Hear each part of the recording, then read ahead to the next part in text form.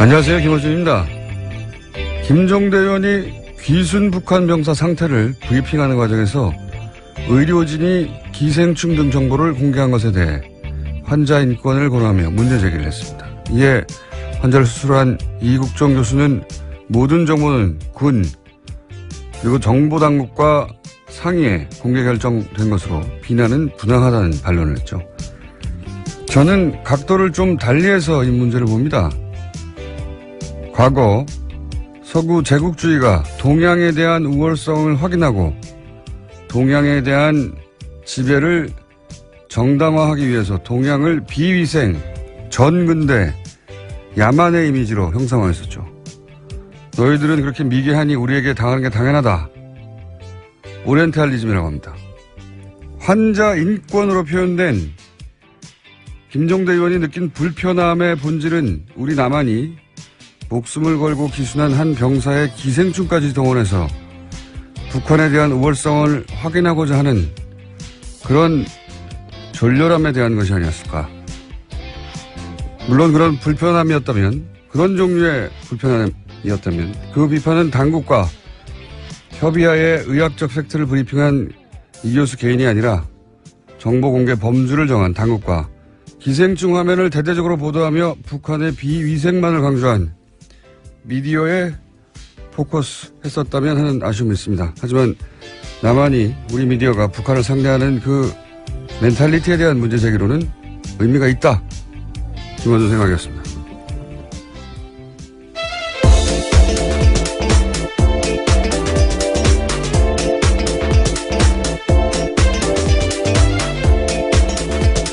시사인의 김은지입니다. 네. 이게 이렇게까지 큰 논란이 될 줄은. 네, 계속해서 실시간 검색 순위에 있던데요. 여기 잠깐만 하자면, 왜냐하면 굉장히 예리하기 때문에 제가. 시간이 별로 없다고 하셨던 것 같은데요. 네, 이거 하다 끝내면 되죠. 네, 잠깐요. 네. 김종대 의원의 문제 제기가 이게 빛을 발하지 못한 이유는 프레임을 너무 좁게 잡았기 때문에 제가 보기에는 뭐냐면 환자 인권만으로 프레임을 잡았잖아요. 그러니까 의사가 직접 타겟이 되어버리는 건데 이렇게 생각해 보면 만약에 이런 정치적 상황을 완전히 배제하고 의학적으로만 동일한 상황이다. 그러니까 남한의 병사가 그 구역에서 똑같은 총격을 당해가지고 사경을 헤매는데 수술 과정에서 회복을 지연시키는 회충이 발견됐다. 이런 똑같은 상황을 남한 병사로 생각해봐요. 근데 우리 군 당국이나 정보 당국이 자, 회충을 공개합시다. 했을 것인가? 저는 안 했을 거라고 봅니다. 그리고 미디어가 그걸 크게 종편에서 기생충 화면을 집중적으로 띄웠을 것인가? 저는 안 했을 거라고 봅니다. 만약에 그렇게 했으면 그 남한 병사 그러면 향후 사회생활 어떻게 하라고 하냐, 이런 인권 문제나 사생활 보호 문제 당연히 나왔겠죠. 그러니까 그런 측면에서 인권을 이제 얘기한 거예요. 그렇게 생각하면 기생충 화면을 대문짝만하게 보도한 종편이나 보수매체의 졸렬한 의도나 제가 얘기한 그런 멘탈리티 문제가 있다. 그런 차원에서 지적의 의미가 있는데 이게 문제는 뭐냐면 이 사건은 그렇게 단순히 의학적인 케이스가 아니다. 여기에 북핵으로 대처하는 상황에서 기순한 북한 병사. 총격당해서 위독한 북한 병사를 살려내는 남한의 의술. 게다가 평판이 아주 높은 의사.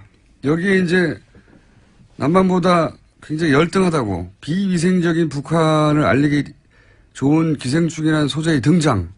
그걸 놓치지 않고 막 화면에 뿌려대는 종편. 보수매체 이런 복합적 요소가 다 중첩되어 있거든요. 근데 그걸 단순히 환자 인권이라는 프레임으로 이걸 다 도파할 수가 없다 도저히. 게다가 그 상대는 평판이 높은 의사인데 대중이 설득이 안 되는 거죠. 프레임을 너무 좁게 잡았다는 건 그런 의미다. 저한테 문의를 하시기 바랍니다. 김종대 의원님. 자, 첫 번째 뉴스는 뭡니까? 네, 구속된 김관진 전 장관이 풀려났습니다. 어제 법원에서 열린 구속 적부심사에서 석방이 결정된 건데요. 구속 적부심은 피해자가 구속된 이후에 구속의 적법성과 필요성 등을 법원이 다시 판단하는 제도입니다. 댓글 부대 관련 혐의로 구속된 지 11일 만에 그러니까 풀려나게 된 건데요. 관련한 판단을 한 법원 같은 경우에는 위법한 지시 및 공모 여부에 대한 소명의 정도, 변소 내용 등에 비춰볼 때 범죄 성립 여부에 대한 다툼의 여지가 있다라고 판단했습니다. 뿐만 아니라 김관진 전 장관의 주거가 일정하고 도주 우려나 증거인멸의 염려가 없다라고 판단했습니다. 이정열 저희 영장 해설 판사님이 나오실 찬스인데 오늘 수능 예. 학부모신가요? 예, 하필 자녀 수능이라 저는 운전 중입니다. 그래서 그렇다고 우리가 이게 포기할 수 없잖아요. 네, 방송을 듣고 계실 수도 있겠네요. 대타 있습니다. 양지열 변호사라고. 예, 대단히 부족하지만 잠시 후에 요소를 또 해설하기 위해서 대타 양변을 연결할 예정입니다. 이게 소위 이제 적폐 수사에서 제가 알기로는 과거 누구였죠? 김경숙 교수. 예, 김경숙 교수가 이제 질병, 암. 예, 당시 암이기라고 이야기하면서요. 암이기 질병을 이유로 구속 적부심을 요구했고, 그때 이제 안 됐죠. 예, 기각됐습니다. 증거인멸의 우려가 있다면서요. 예. 심지어 같은 재판부였습니다. 형사합의 51부요. 적폐 수사에서, 소위 적폐 수사에서 구속 적부심을 요구한 자체가 처음이에요. 그걸 제외하고. 질병, 암이기라서 한 걸 제외하고, 그냥 법리적으로 다퉈보겠다고 한 자체가 처음이고요. 예. 석방된 것도 당연히 그럼 처음이죠. 저는, 왜냐면 구속영장 자체가 굉장히 어렵게 보수적으로 떨어지고 있었거든요. 그러니까 구속영장까지 떨어졌는데 또 한 번 묻는 이런 사례가 없어요, 사례가. 그래서 저는 이걸 신청한 자체가 될 줄 알았나? 하는 생각이 들 만큼 이례적이고 떨어진 건 더 이례적이죠. 이상합니다. 대통령에게 보고하고 지시 받았다고 직접 얘기했는데 부하들은 또 구속됐거든요. 해설은 다소 부족하겠지만. 에이, 자꾸 부족하다 그러시는 건가요? 영장 실질심사를 안 해본 분이잖아요. 이분은. 네, 양변과 잠시 후에 해보기로 하겠습니다. 다음 뉴스는요? 네, 어제도 박근혜 전 대통령의 세월호 참사 발생 당시에 성형시술 의혹에 대해서 말씀드렸는데요. 또 다른 성형시술 내용에 대해서 SBS가 추가로 보도했습니다. 세월호 실종자 수색이 난항을 겪을 때도 참사 이후 처음 대국민 사과를 발표할 즈음에도 박근혜 전 대통령에 대한 성형시술이 이뤄졌다라고 특검이 판단하고 있다라는 겁니다. 시점은 5월 12일과 13일인데요. 비선 의료를 했던 김영재 원장 그리고 또 부인까지도 카드 사용 내역과 휴대전화 위치 기록을 바탕으로 특검이 그렇게 판단했다라고 합니다.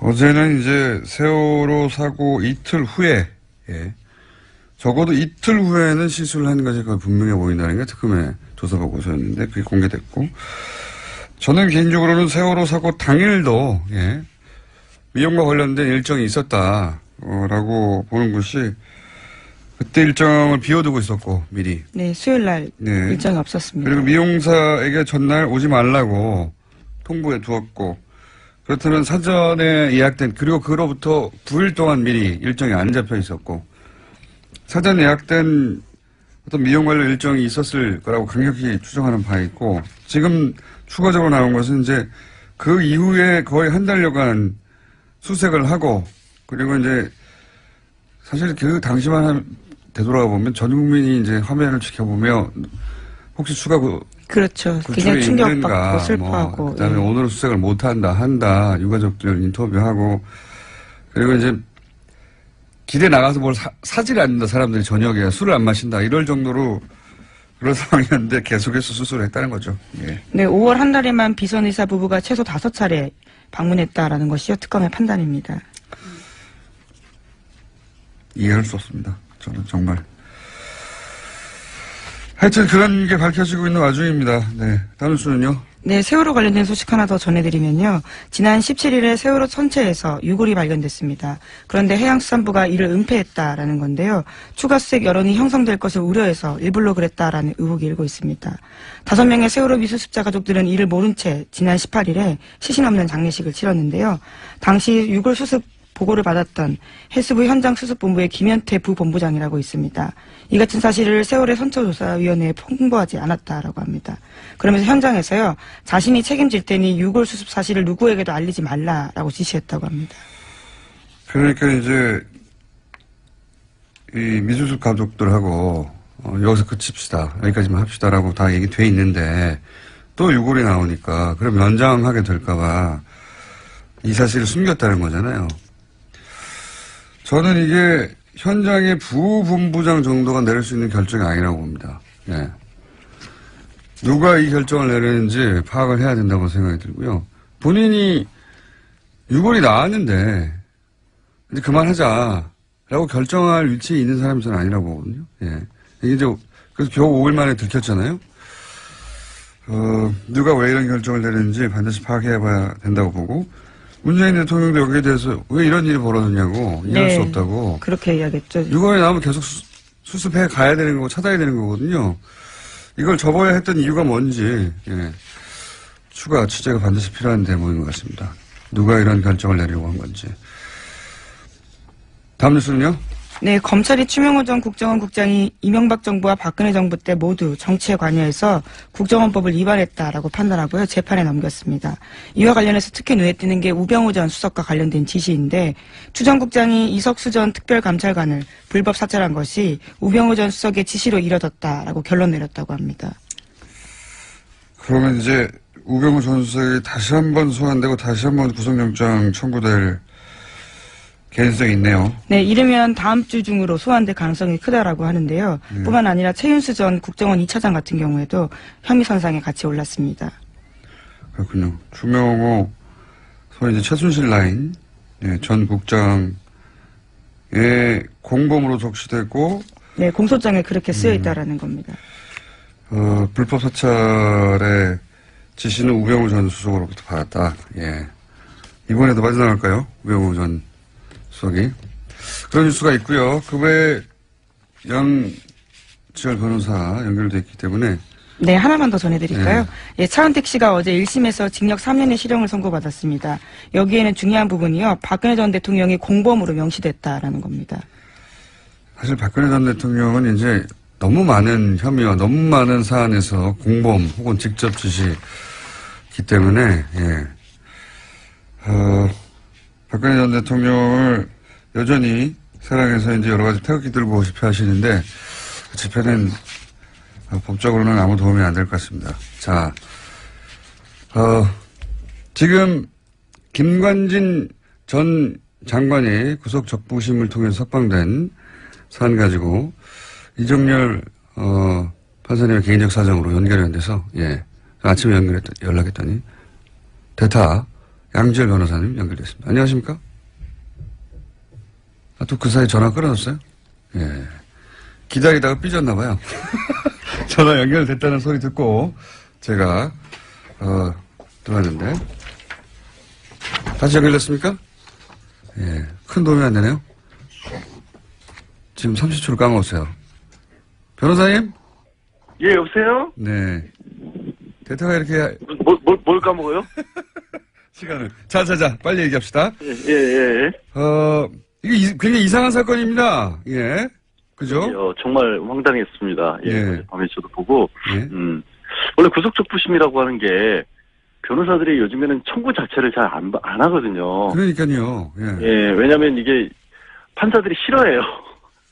그러니까, 구속적부심은 재판에 넘기기 전에, 예. 그 전 단계에서 그 전에 영장실질심사를 했던 판사가 영장을 내준 게 잘 됐느냐 못 됐느냐를 보는 거고 판사끼리도 서로 싫어하게 되죠. 그렇죠. 당연히. 그러니까 판사가 싫어한다는 얘기는 뭐냐면 이걸 또 합의에서 보거든요. 예. 그러니까 일종의 항소심으로 보는 겁니다. 네네. 그러니까 이게 판사 입장에서는 아니 이 일을 전문적으로 하는 판사가 있는데 네. 그거를 구속된 지 얼마 지나지도 않아서 기소를 하기도 전인데 갑자기 이게 잘못됐다라고 주장을 하면 당연히 판사들이 싫어할 수밖에 없고 그래서 실제로 실무에서는 중간에 폭력 사건 같은 경우 이런 합의를 받다거나 예. 새로운 상황이 발생할 경우 예. 몸이 많이 아프거나 부모님이 돌아가셨거나 이랬을 때만 신청하는 거고요. 저도 그렇게 알고 있는데 서울중앙지방법원 같은 경우 제가 찾아보니까 작년에 예. 한 170건 정도 신청을 해서 30건이 조금 넘게 나왔어 인용이 됐어요. 네. 그러니까 실제 인용률만 놓고 보면 20%인데 예. 문제는 작년에 서울중앙지방법원에서 처리한 1심 사건이 한 5,000건이 넘어요. 예. 전체 사건 대비로 봤었을 때 이렇게까지 나오는 거는 5,000건 중에 33건이니까 예. 몇 퍼센트니까 정말 계산을 미리 하셨어야죠. 거죠. 예. 가장을 제가 산수는 약해요. 근데 이제 1%도 안 된다. 예.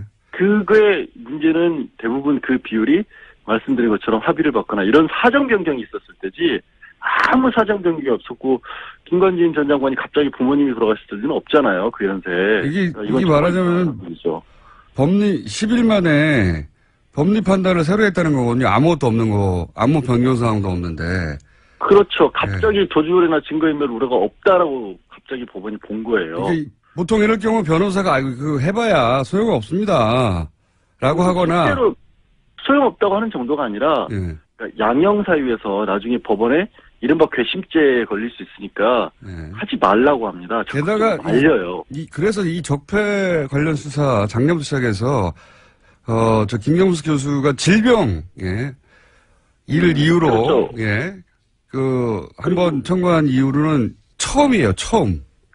고영태 씨는 체포적부심사를 청구를 했다가 그거는 기각됐어요. 예, 그건 다른 이야기고 구속적부심. 예, 하여튼 그러니까 구속적부심에 체포 구속적부심을 넓게 크게 하나 더 보니까 그 두 건밖에 없는데 기각됐고 또 이 사건은 그러니까 그때는 암이었을 때도 기각됐거든요.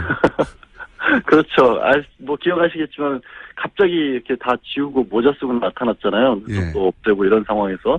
그러니까 정말로 애초에 날 구속시키면 안 된다라는 걸 강력하게 보여줬는데도 구속시켰고 이후에 또 진단서까지 첨부를 해서 정말 심각한 상태라고 했는데 결국에 안 풀어졌거든요. 그러니까 구속이라고 하는 것 자체가 2008년 이후에 급속도로 줄어들었어요. 그러니까 구속이 줄어드니까 구속에 대해서 적부심사 청구하는 일은 정말로 줄어든 거죠. 인용도 잘 안 되고. 적폐 수사 관련해서는 아무도 신청을 안 했다니까요. 질병위에. 아니 안 할 수밖에 없는 게 밑에 지금 김관진 전 장관 같은 경우에는 그때 국방부 장관 했을 때 부하직원은 실형까지 받았거든요. 벌써. 그거를 그리고 내가 지휘를 했노라는 걸 본인이 인정을 한 상황인데. 대통령이 그래서 그 위에 이제 지금 얘기한 것처럼 이명박 전 대통령이 지시를 받고 있다는 얘기까지 했기 때문에 그러면 상식적으로 이명박 전 대통령 수사와도 직결되는 문제인데 그거를 갑자기 아무 특별한 사정 변경도 없이 구속 사유가 없어졌다고 보는 건 정말 이해하기 어렵죠. 저는 지금까지 쭉 이야기한 대로 청구 자체가 이상하고 그래서 이거 이미 신청할 때 인용될 줄 알았나? 이렇게 생각이 들 만큼 이상한 일이다. 저는 바보 됐어요. 절대 그럴 일 없다고. 기자분들이 여러 번 전화를 했었는데 절대 그럴 일 없다고. 그러니까요. 왜 하는지 모르겠다고. 저도 그렇게 알고 있었는데 더 깊이는 양 변호사님께서 대답할 수준이 안 되기 때문에 아니 새벽에 지금 전화 걸어서 뭐 하는 짓입니까 이게. 판사를 안 해보셨기 때문에 기본적인 사항은 충분히 저희가 이해했습니다. 저도 그렇게 생각하고요. 예. 네. 알겠습니다. 예, 대타 고생하셨고요. 스튜디오에서 꼭 뵙겠습니다. 감사합니다. 예, 고맙습니다. 자, 오늘은 위가 많습니다. 빠르게 이어가지고 또 짧게, 그것마저 알려주면 리얼미터 권순정 조사 분석실장 나오셨습니다. 안녕하십니까. 네. 빨리빨리 가죠? 네네. 숫자 딱딱딱. 네, 대통령 지지율이, 다시 올랐습니다. 1.5%포인트 오른 73.1%고요. 부정평가는 22.3%입니다. 60대 이상 TK 보수층에서 상당히 많이 올랐어요. 60대 이상 TK 같은 경우는 50%대였는데 60%대 올랐고요. 보수층 같은 경우는 이제 북핵 이후에 상당히 많이 빠지면서 부정평가하고 긍정평가가 많이 떨어졌는데 지금 초박빙으로 좁혀졌습니다. 그래서 전반적으로 봤을 때 지난 한 주 지나면서 구여권 지지층이 재결집 조짐을 보이고 있다. 그렇게 봐야 될 것 같습니다. 일간으로 봐도 71.5, 73.3, 72.8 이렇게 올 하수 이렇게 변했습니다.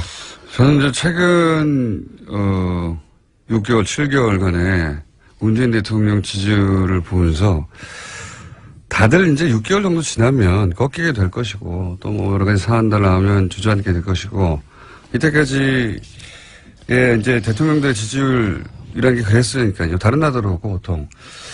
근데 이렇게 계속 회복해가는 걸 보면은 지지율이 과연 떨어지겠는가 60% 이하로. 그런 생각이 들 정도로 굉장히 고탄력입니다. 사실상 모든 정부에서 이렇게 하방 경직성, 상승 경직성이 있으면 계속 떨어지기 마련이거든요. 그 라인을 봐도 이전 정부도 계속 그래 왔습니다. 아니면 전 세계적으로 그렇잖아요. 그렇죠. 예. 지나면 지날수록 사실 피로감도 생기고. 네네. 근데 이제 문재인 대통령의 특징은 북핵이 이런 거 하면서 훅 한번 떨어지죠. 네네. 60%대로. 네, 그렇습니다. 그리고 다시 똑같이 올라와요. 네. 몇 개월 전하고 비슷하게. 지금 73.1%는 북핵 이전하고 거의 비슷한 수준으로 올라왔어요. 예. 예. 신기한 지지율 상황이고요. 어쨌든 돌아왔고요. 예. 네네. 정당으로 넘어가면 이번 주 주목할 것은 국민의당이 최저 지지율을 경신했습니다. 자유한국당이 계속 조금씩 상승하다가 18, 9%까지 올랐거든요. 근데 16.7%로 1.6%포인트 하락했습니다. 그래서 이 부분이 좀 주목해서 봐야 할 부분이고요. 민주당 같은 경우는 0.5%포인트 상승해서 51.8%, 여전히 2주째 상승세입니다. 역시 대통령처럼 60대 이상에서 상당히 많이 올라가지고 계속 이전에는 한국당이 뒤졌거든요. 근데 뒤집었습니다. 그리고 국민의당으로 넘어가면 60대에서요? 네, 맞습니다. 네, 국민의당으로 넘어가면 지난주에 4.9%를 기록해서 최저 지지율 동률을 기록했거든요. 근데 0.5% 더 하락해서 4.4%로 떨어졌습니다. 특히 월요일 일간 집계에서는 그러니까 이른바 끝장 토론 하루 전이었죠. 3.8%로 떨어져서 창당 이후 일간 집계로 3%대로 떨어진 건 처음입니다. 3%대는 보통 잘못 누른 거거든요. 근데 이제 일간 지지율에, 이거는 얘기를 하면 안 되겠네요. 500명 지지율은 저희들을 따로 보는데, 그보다 더 떨어졌습니다. 정의당. 지지율이 아예 안 나온다고, 거의.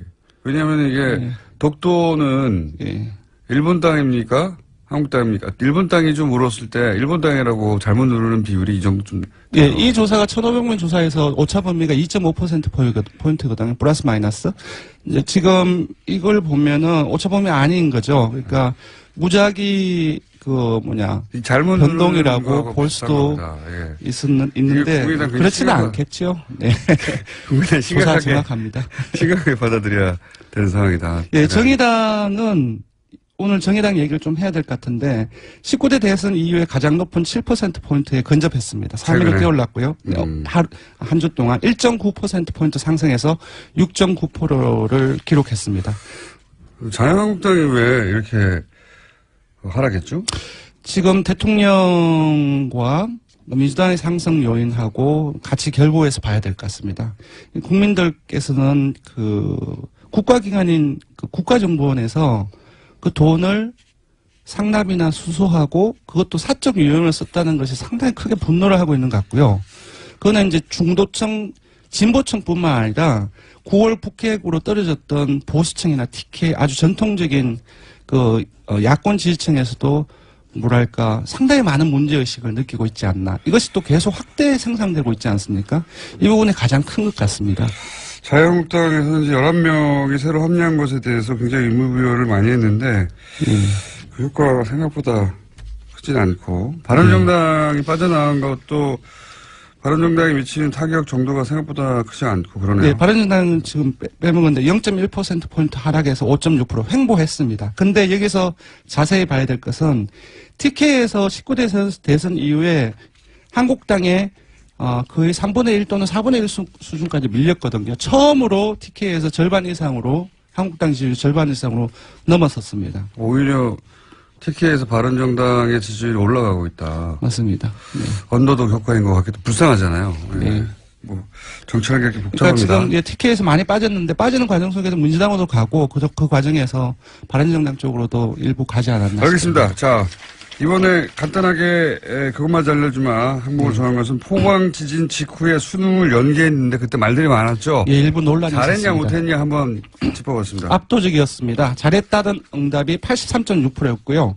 잘못했다는 응답은 12.8%에 불과했습니다. 자유한국당 지지층은 오차범위 안이긴 하지만 그래도 자유한국당 지지층에서도 잘했다는 응답이 우세했거든요. 자유한국당 지지층을 포함하면 모든 지역 연령 정당 지지층 이념 성향에서 잘했다는 인식이 압도적으로 높거나 대다수로 나타났습니다. 자유한국당 지지층에서는 48.8% 대 42.4%로 잘했다는 응답이 더 많았습니다. 자유한국당 지지자들은 문재인 대통령이 뭘 해도 미워서 그래요. 네. 입잖아요. 근데 이제 80대 이상은 80% 이상, 보수층도 60% 이상이 잘했다는 응답을 네. 하고 있습니다. 예. 그렇군요. 60대 이상에서도 81대 13인데 예. 자유한국당 지지자들 입장에서는 예. 거의 비슷하군요. 예. 예, 그렇습니다. 왜냐하면 60대 이상이 조금 더 넓지 않습니까? 자유한국당 지지층에 비해서. 네. 아니, 이건 뭐 자연스러운 것 같아요. 네, 원래 그렇습니다. 내가 미워하면 뭘 결정해도 미운 법이니까요. 네. 자, 조사 개요 불러드리겠습니다.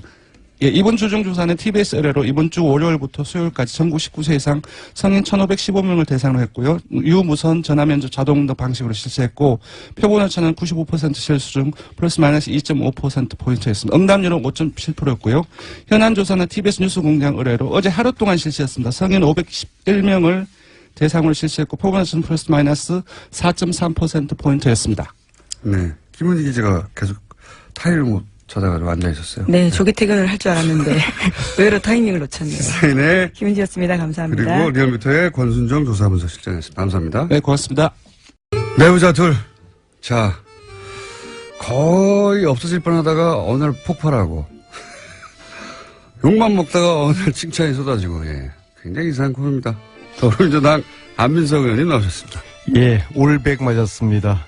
수도권 내리사선 안민석 의원입니다.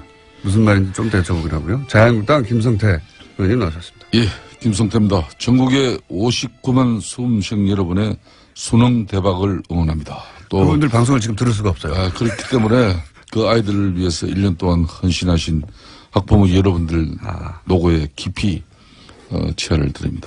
저 말씀은 수고하셨습니다. 여당이 해야 되는 이야기인데 야당이 하고 계시네요. 아무튼 아직 뭐 오늘은 특히 이제 포항 지역의 학생들 시험 보는 동안에 별탈 없기를 무사히 시험 잘 치르기를 바라고요. 100점 만점이라는 건 무슨 어제 청와대에서 고위공직자 배제 기준 5가지 기존의 이제 탈세, 투기, 위장전입, 병력, 논문 여기 2개 더 추가됐잖아요. 엄주운전, 성범죄 7가지 하나도 포함되지 완전 않았다. 저는 자유롭고 네. 완벽합니다. 근데 왜 그런데 고위공직자가 못 되시고 있는 거죠?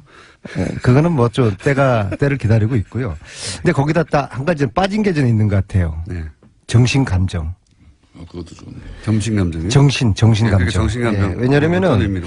지금 공수처 반대를 하고 있는 정치인들 있잖아요. 이분들 저는 정신감정 필요하다 봅니다. 정신 나간 분들이죠. 그래서 저는 이 7가지를 국회의원들에게 고스란히 적용시킬 필요가 있다고 봅니다. 그러면 정치가 더 신뢰가 받을 수 있을 것이고요. 공수처라는 거는 국회의원, 검사들, 고위 공직자들을 수사를 하기 위한 특별 기구를 만든다는 거 아닙니까? 대통령도 수사 대상이잖아요. 심지어 대통령도 받겠다는 거 아닙니까? 그러면은 권력을 가진 사람들의 비리를 특별히 조사하고 관리하는 이 공수처를 반대하는 거는 싫다는 거거든요. 내 목에 칼 들이대는 거 싫다는 거거든요. 자유한국당 입장에서는 그거가 이제 야권에 주로 타겟을 삼을 것이다 이런 이제 의혹을 그러니까 가지고 반대하는 이유는 한번 몇 가지가 되는데요. 반대하는 이게 정신 이유는 나간 이제 짓이죠. 본인이 정신 감정 하지 받아야 마시고. 됩니다. 저는 이제 고위공직자 임용 기준 안에 안민석 의원이 정신 감정도 그게 포함시키자. 저는 전적으로 동의합니다. 근데 여기 왜냐면요, 이게 낯짝이 두꺼워도 그냥 유분수지.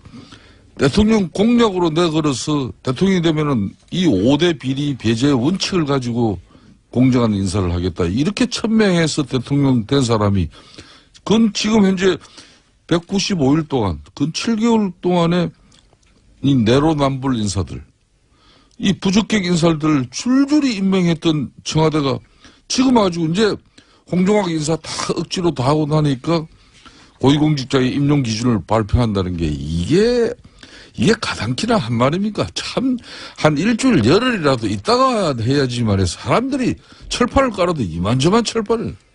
한번 이야기해보세요, 안민석이.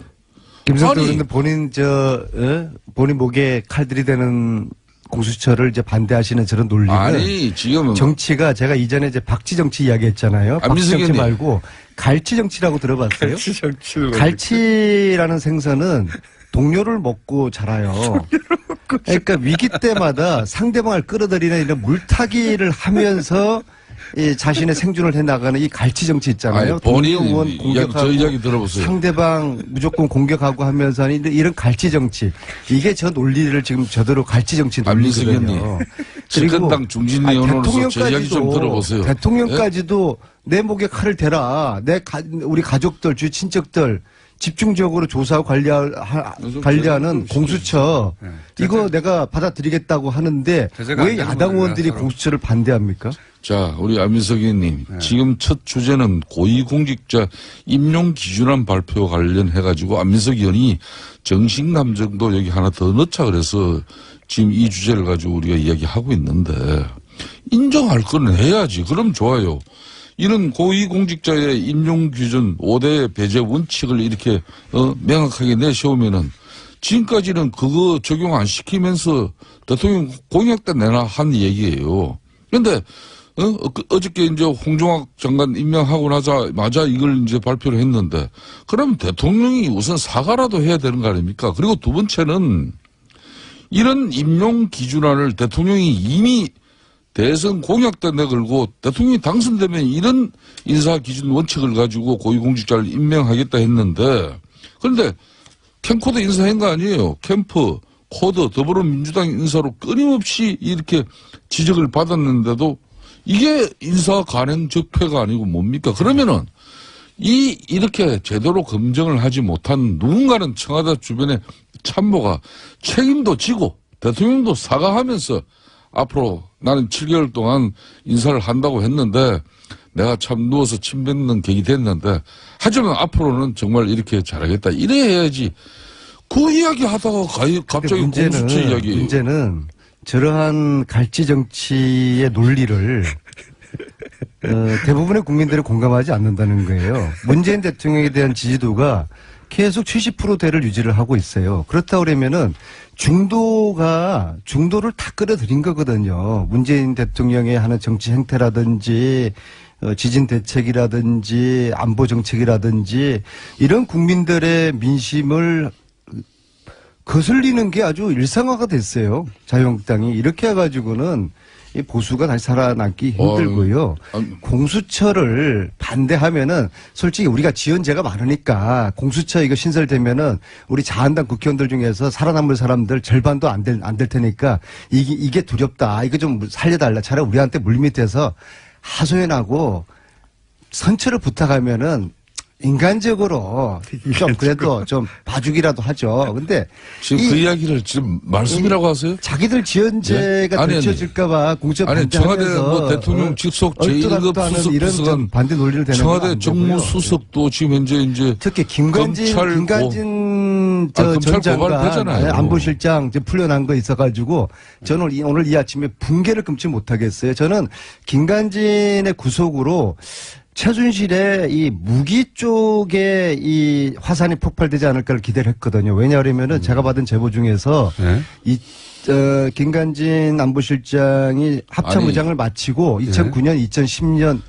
2년을 안민석 의원님은 딸들과 가족들과 함께 워싱턴에서 2년을 본인이 살아요. 왜 전병헌 정무수석이 청와대 제1급 참모로서 아주 많은 그 비용이 필요하거든요. 구속 수사가 되고 있는데 대해서는 왜 한마디 언급이 또 없어요? 부탁을 하시네요. 네? 잠깐만 제 이야기하고서 말씀. 아니 내가 아까 본 내 얘기를 합니다. 자, 저 이야기를 하면 돼요. 굉장히 지금 아주 지금 사법 말을 나누신 이유가 뭐죠? 판단도 저렇게 자기네들 마음에 들지 않으면 김관진 이야기 하고 난 다음에 듣고 난 다음에 이야기를 하세요. 중요한 말씀하는 겁니다. 새로운 정보인 것 같아서 이 얘기만 듣고. 그래서 그 2년 동안에 김관진 안보실장이 그 2년 동안에 그 생활 비용을 외국의 방산업체에서 후원을 했다는 제보를 제가 받았거든요. 자, 그러면 간단해요. 그러면은 2년 동안에 김관진 실장이 무슨 돈으로 그 생활비 많은 미국에서 2년 동안 그건 계좌 조사하면 금방만에 나오는 것이죠. 2년 그래서 동안에 미국의 방산업체로부터 말하자면 생활비를 받았다.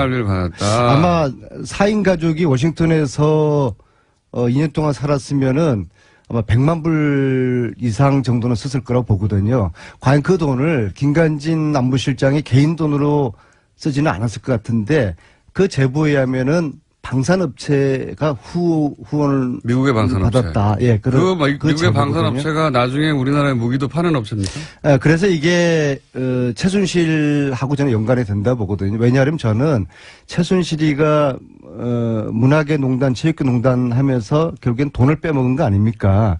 이건 사실 무기에 비하면 끈값이죠. 돈을 사랑했던 진짜 대통령 최순실이가 과연 무기에 손대지 않았을까요, 공장장? 손댔을 거라고 저는 그렇게 가정을 하거든요. 예, 그래서 이러한 연계고리가 2009년, 2010년에 김관진이의 미국에서 생활비 이것을 이제 검찰이 쉽게 그런 들여다볼 수 있는 거 아니에요. 그렇게 될 수 있는데 그게 이제 지금 이걸 기대를 했었는데 풀려나면서 어렵게 풀려난 게 이게 저는 단순하게 뭐 도주 우려가 없다. 이건 정말 지나가는 개가 웃을 일이고요. 구속시킬 때는 도주 우려가 있다고 해서 구속시켜놓고서 풀어줄 때는 도주 우려가 없다. 시키세요. 저는 그런데 이 방송이 맨날 더 제어가 안 되지 않습니까? 큰 이유가 있을 거라고 보는 것이죠. 이건 새로운 정보니까 들어보고요. 새로운 정보. 이게 아무리 자, 지금 현재 재판부는 기울어진 운동장에서 노병호 재판을 방송을 하고 있는 하지만 사람이 이재용 재판하다가 저한테 들켜가지고 주장을 계속 바뀌었던 김어준 그 이모라는 공장장은 부장판사가 제어하지 않고. 지금 우병호를 지금 네? 하고 있지 않습니까? 재판부의 현실이 지금 이렇습니다. 아니, 저분이 그래서 재판부의 이런 행태를 잘 들여다볼 필요가 자신의 있어요. 자, 오케이. 제기에 자, 김성태 의원님. 말씀 한번 해보세요. 네. 하고 싶은 말씀 해보세요. 제가 이렇게 한 2년 가까이 우리 안민석 의원님을 지켜보면은 본인이 의혹 제기하고 본인이 이렇게 문제를 야기한 부분에 대해서 검찰이 또 제대로 수사해가지고 또 이렇게 구속적부심에서 이렇게 구속이 이루어지면 뭐 검사나 판사 칭찬하고 또 판사가 그걸 이렇게 기각하면은 또 재판부 그냥 욕하고. 자, 이런 것도 사법부의 판단 자체를 갖다가 우리가 존중해줘야지. 지나가는 개도 이걸 웃지 않겠냐 이러면은 이 방송에서 어떻게 되겠습니까? 김관진 실장은 그래도 대한민국의 군인으로서 대한민국 국가 안보를 위해서 평생을 바친 분이에요. 예? 새로운 의혹 좋습니다. 미국에서요, 뭐 어떤 의혹을. 그 의혹은 다시 대한민국 검찰에 제보를 받은 게 있으면 제공을 하세요. 제공을 하셔가지고 당당하게 또 검찰이 수사를 해서 잘못이 있으면은 또 처벌을 받을 수 있도록 하면 되는 것인데, 근데 대체로 제가 요 근래 이렇게 보면은 안민석 의원께서 제보를 받고 요 근래 의혹 제기하는 부분은 거의 헛발질이에요. 예? 김광석 씨 부인 서모 씨 건도 뭐 그것도 헛발질 된 거고 대한민국 국민들이 다 알죠. 예? 뭐 그 애도 저는 너무 많이 알지만은 방송 관계상 또 괜찮습니다. 이야기해보세요. 또 뭐가 있는지. 자, 최순실 진실은 신만이 아는 것이죠. 그러니까 아까 이제 고위공직자 저를 검찰에 고발해야지 뭐 쓸데없이 뭐 권익위원회 권익위원회가 인권위원회 왜 검찰에 고발하세요. 검찰에. 그 안철수 의원도 왜 최순실 보고 검찰에 안민석을 고발하라고 그러세요. 그러니까 안철수 의원이 그렇게 한동안 또 두 분의 간의 관계를 개선하기 위해서 왜 그 전부 고소를 취하했어요. 근데 얼마 전에 다시 또 고발됐잖아요. 안철수 쪽에서. 안철수 의원을 얼마 전에 만났는데 이건 자기가 납득하고 이해가 되지 않는 정치 행위를 한다는 거예요. 서로 이해가 안 가요. 안철수 대표가 저를 이해를 못한다는 겁니까? 저거 우연찮게 국회 본회의장 로텐도홀 밑에서 만났는데 그 얘기를 하더라고요. 그래서 제가 하는 이야기는 아니 말 한마디 최순실 재산 환수 그 몰수 특별법 국민당이 소극적이다라고 이야기를 한 그것이 안철수 쪽에서 저를 검찰에 고발할 만한 그런 문제입니까? 그렇게 하면은 국회의원들 그냥 뭐 밤낮 고발 당하는 것이죠. 제가 이야기한 거는 국민당에서 아무런 액션이 없으니까 소극적이라고 이야기를 한 건데, 근데 작년 11월 달에 자신들이 그 특별법을 당론으로 발의했다고 그러더라고요. 공장장. 알고 계셨어요? 지금 그 얘기는 몇 번이나 하셨기 때문에. 아무도 몰라요. 예. 아무 일도 하지 않았으니까. 안철수 그래서 소극적이었다고 예. 이야기한 것이 검찰에 고발을 당할 그런 사안입니까? 자, 세 번째 검찰 고발을 당하고 있어요. 안철수 자리 좀 측으로부터. 바꾸세요. 자, 그러면은 의원을 앵커를 시키고 안철수 대표의 말 나온 개인이나 정당 간에나 말 나온 고소고발은 김에 최대한 자제해야 되는 것이죠. 바른정당과 국민의당 통합 얘기도 잠깐 해봐 주시면요. 1, 2당의 입장에서 이 지금 3, 4당 간의 통합 논의에 대해서 어떻게 보십니까? 기본적으로 저는 네. 남의 집안일에 이러쿵저러쿵 하고 싶은 생각은 전혀 없지만요. 항상 해왔었죠.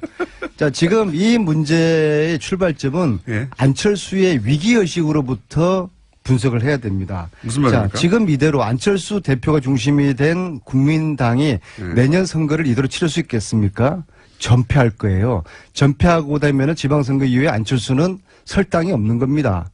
정치 완전히 물러나야 되거든요. 그런 위기감에서 안철수 대표가 지금 좌충우돌 하고 있는 겁니다. 자, 자한당하고 바른당하고 국민당은 뿌리가 틀리잖아요. 여기에 통합, 연대 그런 이야기들을 막 아직 하고 5분 있는데요. 남았고요. 평상시대로 5분 가지고 한 10가지 정도 얘기하시죠. 저는 어쩌면은 안철수 대표가 보수 정당을 기반으로 해서 추후에 대권 후보에 대한 구상을 하고 있을 것이다. 그런 얘기도 있습니다. 그래서 빅텐트, 자한당과 바른정당까지 묶어서 후보가 되려는 그러한 욕심을 가지고 있을 것이다. 지방선거에서 자유한국당이 잘 안 되면 네네. 자유한국당에서 이제 대선 후보가 없구나 생각해서 나오는 분들과 이제 또 저는 여기 대해서 자유한국당 있습니까? 국민당 내부의 호남 출신들은 택도 없는 소리라고 하거든요. 그래서 제가 볼 때는 국민당은 이미 심리적으로 분당이 돼 있는 상태입니다. 네. 자, 이제 아니. 자, 그러면 자유한국당 입장에서 그걸 어떻게 바라봅니까? 우리 아내님이 지난주는 좀 집권당 중진위원으로서 이렇게 품격과 품위도 지키시면서 했는데. 요즘 디거넛 엘리간스. 그러니까. 이 스탠스를 제가 유지하고 있어요. 한 주 만에 또 이 사람이 확 빼놨어요. 180도로. 김관진 에? 풀려나니까 제가 제정신이겠습니까? 이게 말이 됩니까, 이게? 아니, 그러니까 김어준 공장장님. 그렇지 않아도 이 기울어진 제가 운동장에서 김관진 방송을 하는데 다시 집어넣을 겁니다. 정신 상태가 저렇게 불안정하고 안 좋을 때는 방송 여기 출연시키지 마세요. 예? 정신 감정이 필요한 부분이에요. 그러니까 일단 와가지고 얘기를 해야 알 수 있으니까. 대한민국 방송 중에서 가장 방송진위원회에서 제재를 많이 받고 있는 방송이 이 방송 제재를 아니에요? 많이 받고 있지 않습니다. 예. 많이 받았죠. 정치권에서 많이 주장을 하고 있습니다. 15년에 특갈비 투명하게 공개하자는 주장을 왜 아니, 반대하셨는지 잠깐만요. 이 산하를 자, 이당 입장에서 제가 좀 이야기를 할게요. 예, 이제. 자, 그러면 제2당 입장에서 이제 3, 4당의 통합 문제에 대해서 특갈비 투명하자는 반대하는데 요 얘기 하고요. 특갈비 저분이. 안민석 의원께서 혼밥이다 뭐다 해가지고 예. 안철수 대표를 공개할 때마다 제가 대려 방송에서 균형성이나 공정성 때문에 본의 아니게 안철수 대표 변론도 많이 했지 않습니까? 근데 오늘은 제가 한마디 하겠어요. 일정 부분 어찌 보면은 안민석 의원 말씀에 동의가 되는 건데 안철수 대표가 국민의당과 바른당이 통합하면 지방선거에서 제2당으로 등극한다는 것은 이건 한마디로 아직까지 꿈을 꾸고 있는 거죠. 정치는 살아있는 생물이고 현실인데 선거 승리를 위해서는 정치는 수단과 방법을 가리지 않습니다. 그렇지만은 그 안철수 대표께서는 정치 공학적인 발상이 과연 이 안철수 대표가 이야기하는 새정치였는지 그건 되묻지 않을 수 없는 것이고 지난 5선 동안 이 새정치를 뭐 이렇게 지향하면서 이렇게 정치권에서 활동을 했지만은 이 시간 5년이면 길입니다. 대통령 임기 5년이에요. 그런데 안철수 대표는 5년 동안 보여주지 못했어요. 내가 MB 아바타입니까? 뭐 이런 정도의 아직 그 정치의 큰 틀을 벗어나지 못하고 있는데 그렇다고 해가지고 지금 안민석 의원이 속한 민주당은 국민의당을 늘 해치하는 같은 정당이에요. 그래서 결정적일 때는 어떻게 꼬시는지 하여튼 결정적인 도움을 받아내요. 그럴 때는 heb시 정당이고 우리는 행제 정당이고 협치요.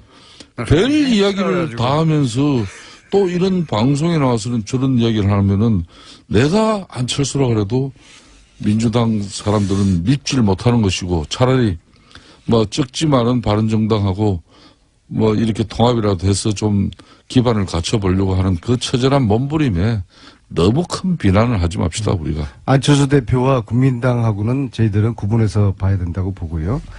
하여튼 남의 집안 이야기 그만하고요. 저는 왜 그 새누리당과 남의 집안 얘기만 당시에 했으니까 저하고 같이 15년도에 이맘때 예결위 간사를 함께 했잖아요. 네. 왜 특수활동비를 좀 줄이고 홍준표 대표 특수활동비 이거 어떻게 공개하자는 합니까? 이야기를 그 주장을 왜 반대했는지 하고요.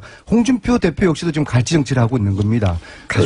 느닷없이 원혜영 대표로 끌어들여가지고 내가 당신한테도 운영비 주지 않았냐. 이거 김성태 의원님 의견을 좀 내가 들어봐야 이야기할게요. 시고요. 네, 왜 네. 반대를 하셨어요? 예, 이 국정원의 특활비를 가지고 청와대가 받아 쓴 것이 드러나면서 이 논란이 시작됐는데 문제는 이 특활비가 개인 사적인 용도로 잘못 쓰여졌다면은 이건 이제 용처에 대해서는 검찰이 수사를 할 건데 첫 번째는 국정원을 지휘 감독하는 청와대가 시간이 국정원으로부터 특수활동비를 받은 것 자체가 뇌물이라는 것이죠. 청와대 상납받은 그 그러니까 돈을, 그 40억을 누가 어떻게 썼을까요? 두 번째는 공장장? 특수활동비는 안민석 정해진 부서장이. 용도가 아닌 다른 곳에 쓴 것이 국고소득입니다. 정치 구단입니다. 네. 이 코너의 제목들이 많이 나오고 있죠. 예. 요즘도 계속 오고 있습니다. 박지원의 무한도전도 있고요. 박지원의 지원사격. 박수무당. 박하스. 한번가 볼 수 없어요. 박지원의 아시면서. 박지원의 한지붕 두 마음. 등등등. 많은 후보 제목들이 오고 있습니다. 지금까지는 지난주까지 가장 높은 호응을 얻었던 적과의 빡침. 이 방송하는 사이에도 계속 보내주십시오. 이 코너의 제목 후보 박지원 전 국민의당 대표 나오셨습니다. 안녕하십니까? 안녕하세요. 네. 뭐 다른 이야기도 많지만 이게 뭐 초미의 관심사였기 때문에 끝장 토론 얘기를 일단 잠깐 하지 않을 수가 없는데 끝장 토론을 하고 나서 이제 대표님이 어제 평화방송에서 통합 찬성은 9명에 불과하다. 예. 이렇게 말씀하셨더니 최명길 의원, 이제 안철수 대표하고 이제 찬성, 통합파라고 분류되는 분이죠. 이분은 아니다. 연대, 유보, 찬성 합치면 이분들이 20명이 넘는다, 오히려. 그런데 잠깐. 예. 이 공장장께서는 네. 이 방송에 출연시켜 놓고 네. 그냥 안철수 국민의당을 분당시켜버리려고 하는 그 기도를 잠깐 중단하고 예. 그래도 집권 여당 또 문재인 대통령이 잘하는 것은 박수를 쳐야지만은 예. 잘못하는 것은 야당으로서 지적도 해야 된단 말이에요. 물론이죠. 그러니까 오늘의 그거부터 발언권은 먼저 주세요. 네, 알겠습니다. 저한테. 네. 그러지 않으면 제가 공장장을 해임합니다. 제가 해도 되죠? 네. 해임은 안 되겠지만 어쨌든 먼저 하고 싶은 그래도 말씀하십시오. 굉장히 하고 싶구나. 네. 대표님이 해임을 결정하신다고 이제 해임이 되는 게 아니니까. 네. 제가 방송 허락했으니까 그 정도 권한은 가지고 있어요. 알겠습니다. 예. 그러는 걸로 하고. 산들바람은 불어도 봄날은 갑니다. 예, 그런 셈 치고. 예, 문재인 자, 대통령이 지금까지 잘해왔는데 뭔가 마음에 안 드시는 저는 부분이요. 문재인 호에 빨간불이 들어오기 시작했다. 지지율 거꾸로 올라가고 있는데요. 어쨌든 글쎄요. 뭐를 보신 겁니까? 지금 말이죠. 예. 지금까지 너무 잘했기 때문에 인사에서 그렇게 잘못했지만은 카바가 됐어요. 네. 그런데 지금 보시면은 네. 오늘 예. 전병헌 정무수석의 구속영장 청구, 예. 어제 김관진 장관의 석방, 예. 이런 건 벌써 적폐청산에 빨간불이 들어오기 시작하는가 하면은 예. 지금 이 지역 밑바닥을 가면 최저임금 예. 인상 문제로 식당 등 자영업자들이 부글부글 끓고 있어요. 예. 또 비정규직. 특히 나는 깜짝 놀란 게 문재인 정부에서는 이래서는 안 됩니다. 예. 세월호 6호를 찾아놓고 예. 미수습자 5 가족이 장례식 할 때까지 예. 숨긴 거. 예. 이건 완전히 그거 도덕성에 굉장히 잘못된 결정. 굉장히 잘못됐습니다. 근데 문재인 정부. 그래 배신감을 느끼고요. 자꾸 네. 제 말을 꺾지 마세요. 예. 알겠습니다. 홍정학 중소벤처기업부 장관 그 문제가 있던 것을 네. 임명해놓고 가로놓게 인사 7대 원칙이다. 예. 여기에 지금 발표한 것 역으로 해봐도 해당될 사람이 거의 없어요. 그런데 예. 더 가관은 문재인 대통령이 대통령으로서 말씀 조심해야 됩니다. 보세요. 지금까지 인사청문회 부적격된 사람이 일 잘하더라. 그러면은 어제 인사청문회 보고서 채택된 아무 문제 없이 보고서 채택된 이진성 헌법재판소장은 일 못할 분을 임명을 해야 되죠. 무슨 그래서 말씀인지 저는 알겠습니다. 예. 문재인 대통령이 우리 국민의당은 안철수 대표는 대통령 선거에 실패했기 때문에 조금 잘못해도 괜찮아요. 그냥 김어준 공장장이 한 번씩 씹으면 되는데 이렇게 국정이 잘못되고 있는 것을 김어준 공장장이 짚어줘야만이 TBS 시청자들이 공정한 방송이다. 참 불법이 아니고 이제 합법화 시켜야 된다. 이런 게 나올 거예요. 좀 잘하세요. 이제 물으세요. 자, 알겠습니다. 자, 원하시는 말씀들을 하셨고. 자, 그러면 이제 끝장 토론으로 또 넘어가서. 그날 무슨 일이 있었길래 이렇게 서로 완전히 다른 얘기를 하는 것이고, 그리고 실제 이제 대표님의 관점에서는 통합 찬성파와 반대표, 그러니까 그날의 분위기가 어땠는지. 지금 최명길 의원, 그리고 안철수 대표는 오히려 찬성파가 더 많은 분위기였다. 이렇게 그날의 분위기를 전하고 있거든요. 안철수 대표가 끝장 토론 후 네.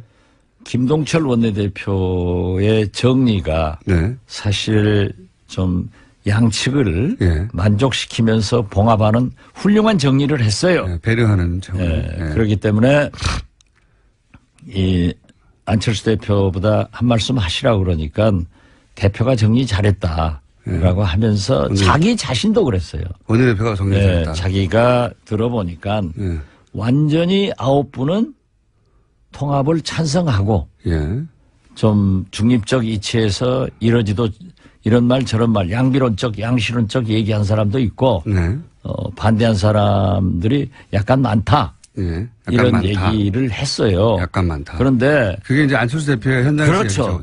그리고 대체적으로 저도 여기 가지고 있습니다. 저도 이렇게 다 기록을 했어요.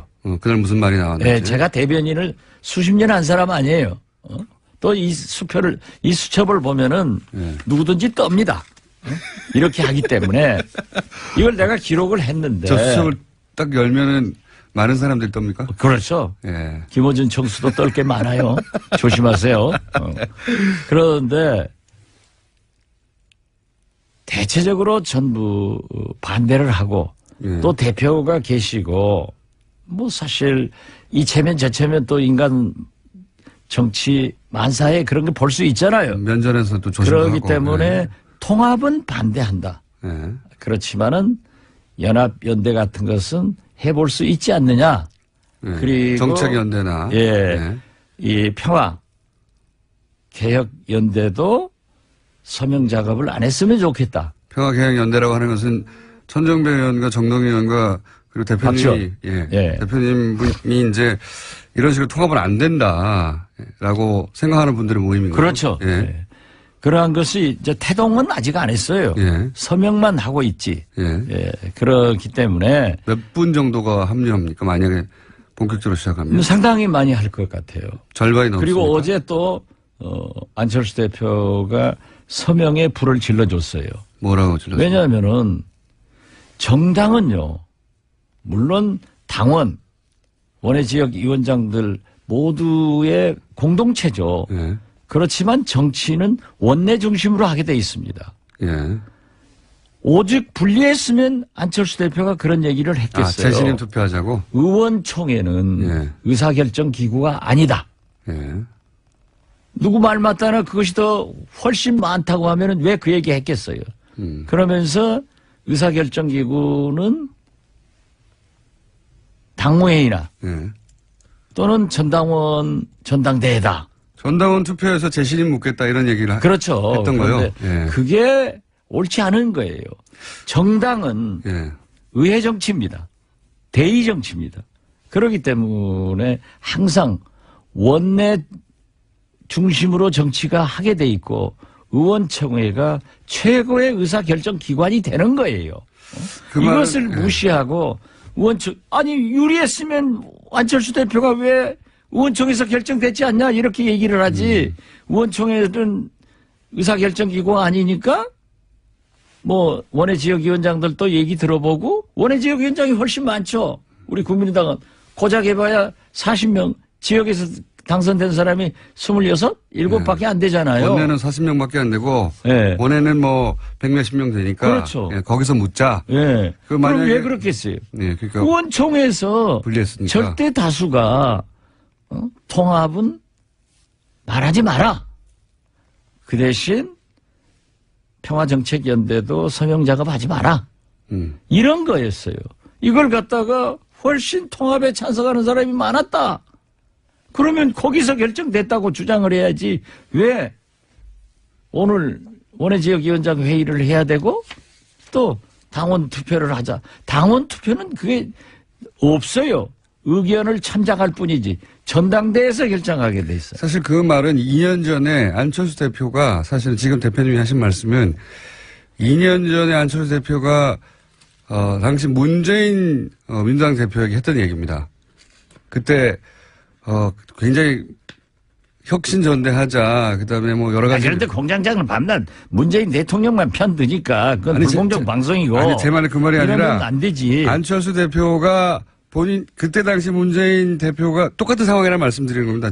문재인 대표가 전당원 똑같은 상황이나 말씀드리는 게 아니라 제시는 투표하자고. 문재인 대통령한테 유리하고 안철수 아니요. 대표를 까기 위해서 하는 거지 뭐. 안철수 대표가 그때는 전당원 투표로 재심을 묻는 거에 대해 묻자고 하는 문재인 대표의 제안에 대해서 그런 게 어딨냐고 지금 방금 말씀하신 대로 했었거든요. 네. 예. 근데 이제 거꾸로 상황이 바뀌어서 본인이 전당원으로 그 재심을 말도 예. 자료를 저한테 줘서 제가 얘기를 하면은 이 청취자들이 이해를 하는데 공장장이 얘기하니까 또 저 사람 안철수 깐다 하는 거야. 2년 전에 전반대 상황이었는데 이제 그게 생각이 안 나신 것 같아서 제가 환기시켜 드린 거고요. 그거 하나 적어주세요. 내가 유효 적절하게 의원총회에서 한번 깔게.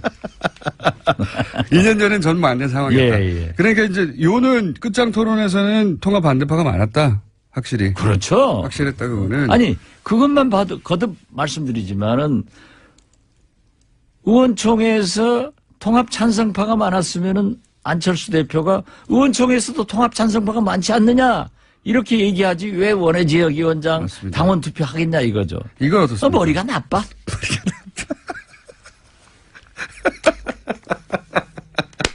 그래서 어떤 전응하라고 하시더니. 한국당에 이런 얘기가 있더라고요. 난 확인한 건 아니까 실명을 안 쓰는데 어떤 분이 이 친박을 바퀴벌레라고 했대요. 그러니까 그 해당자의 부인이 예. 그 말한 사람 부인한테 F킬러를 사다 줬대. 홍준표 대표 말씀하시는 거죠? 나 홍준표랑 안 했어요.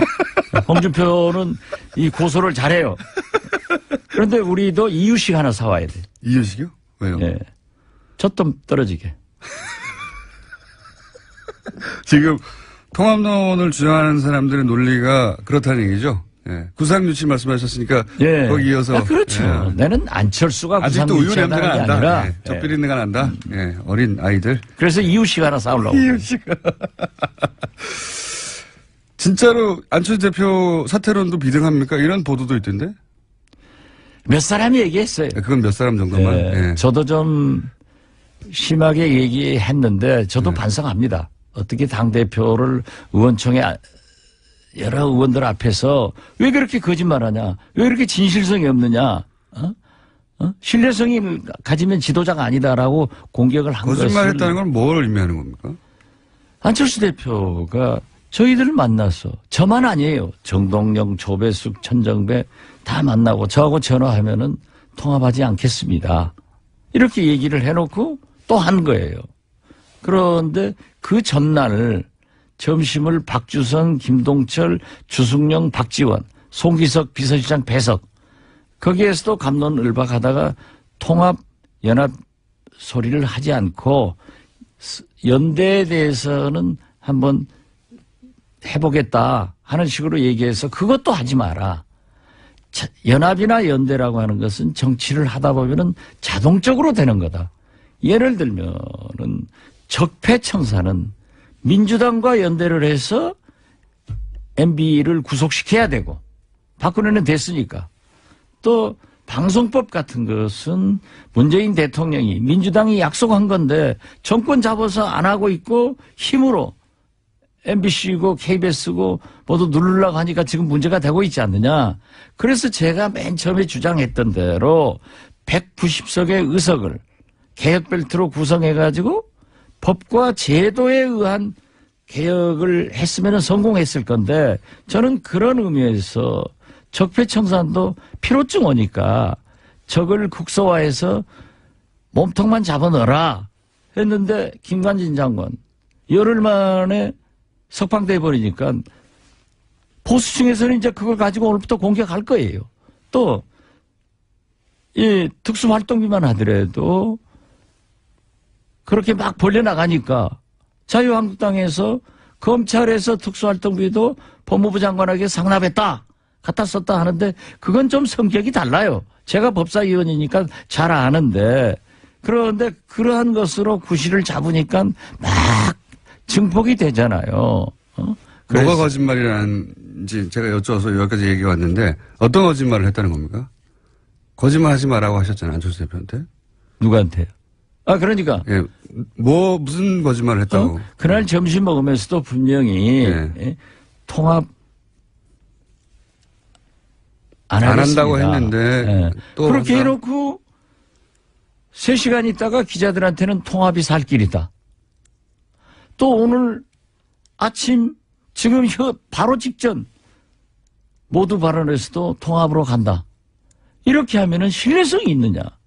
지도자가 거짓말하고 신뢰성을 잃으면 지도자가 아니다. 왜 그러냐? 뉘앙스가 애매한 거를 그냥 듣고 싶은 대로 들은 게 아니라 정말로 안 한다고 했다가 확실하게 다시 한다고 금방 바꾸는 겁니까? 그렇죠. 그걸 정동영 의장도 지적을 하고 조배숙 의원도 지적을 하고 들은 사람들은 다 지적했어요.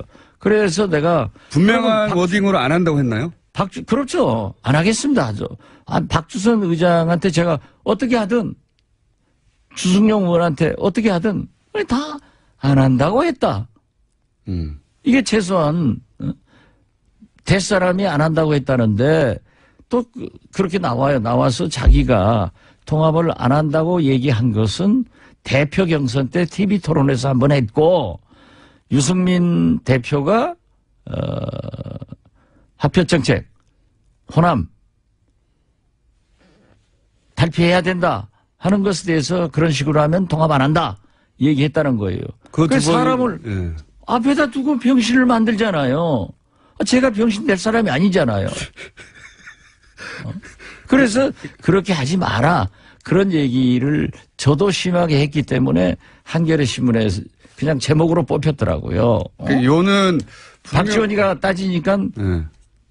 이 안철수 얼굴이 불그랗게 해가지고 안절부절했다 하는데 분명히 사석에서는 안 한다고 했는데 말을 바꾼다 이런 말씀인 겁니까? 그렇죠. 그러니까 안 한다겠다 하고 안 한다겠다 하고 이게 도대체 뭐냐. 그런데 몇 의원들이 물론 안철수 당신이 그대로 나가야 된다. 잘하고 있다. 끝까지 해라. 하고 지지 발언을 하는 김중노 의원 같은 분도 있었어요. 네. 그런 분도 있겠죠. 그분의 소신이에요. 네. 나는 그분이 나쁘다고 절대 안 해요. 네. 그렇지만은 어떤 분들은 나와서 우리 당이 잘못되고 있는 것은 안철수 리더십 때문에 그런다. 당신이 나가야 된다.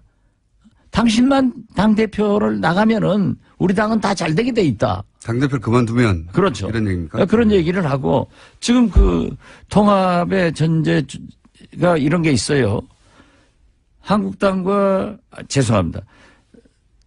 바른당과. 자꾸 한국당하고 한다고 하니까 자꾸 입이 붙어요. 그걸 의심이 그쪽으로 음모가 되고 있어요.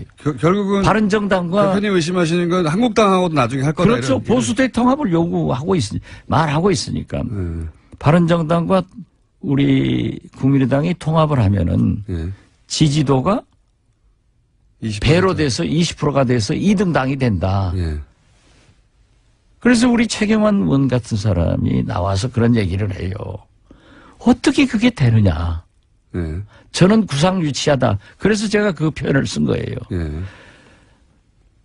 우리 국민의당 바른정당이 통합해서 20%가 나오려면은 최소한 우리 지지 기반인 호남에서 40 내지 50%가 나와야 된다.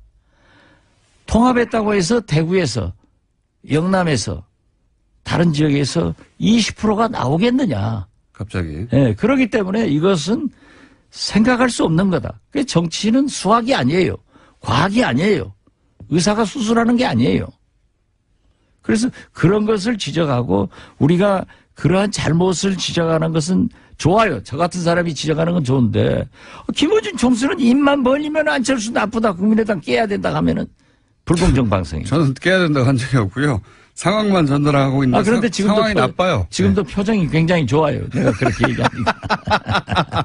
그런데 안철수 대표는 여기서 후퇴할 생각이 없어 보입니다. 제가 볼 때도 절대 없어요. 그럼 어떻게 됩니까, 그래서 당은? 저는 그때 딱 나오면서 SNS다. 안철수 대표는 계속 통합의 길로 간다. 내 예감이 틀리기를 바란다. 일기예보처럼. 왜 일기예보를 붙였냐면 일기예보는 맞는 게 더 많거든요. 틀리는 게 더 많으니까. 그런데 내 예감이 딱 맞았더라고요. 아무래도 저는 점쟁이해야 될 것 같아요. 아니 근데 그렇게 안철수 대표가 계속 통합의 길로 가면 그러면 국민의당은 이제 앞으로 어떻게 되는 겁니까? 어떤 모양이 그려질 수 있습니까? 그 통합의 길이 옳지 않기 때문에 평화개혁연대에서 서명을 박차를 가하기로 했고 그래서 많은 사람이 또 서명했어요. 국민들에게 기자회견을 해서 밝히고 네. 원외 지역위원장들이 오늘 3시에 또 비공개 토론을 하지만은 원외 위원장들이 참여한다는 것을 우리가 말렸거든요. 네. 말렸는데 확대해 나가겠습니다. 그러면 결국은 지금 박지원 대표님과 손정배 의원과 정동영 의원이 주축이 된 거기도 예. 박지원, 천정배, 정동영은 전면에 서지 않을 겁니다.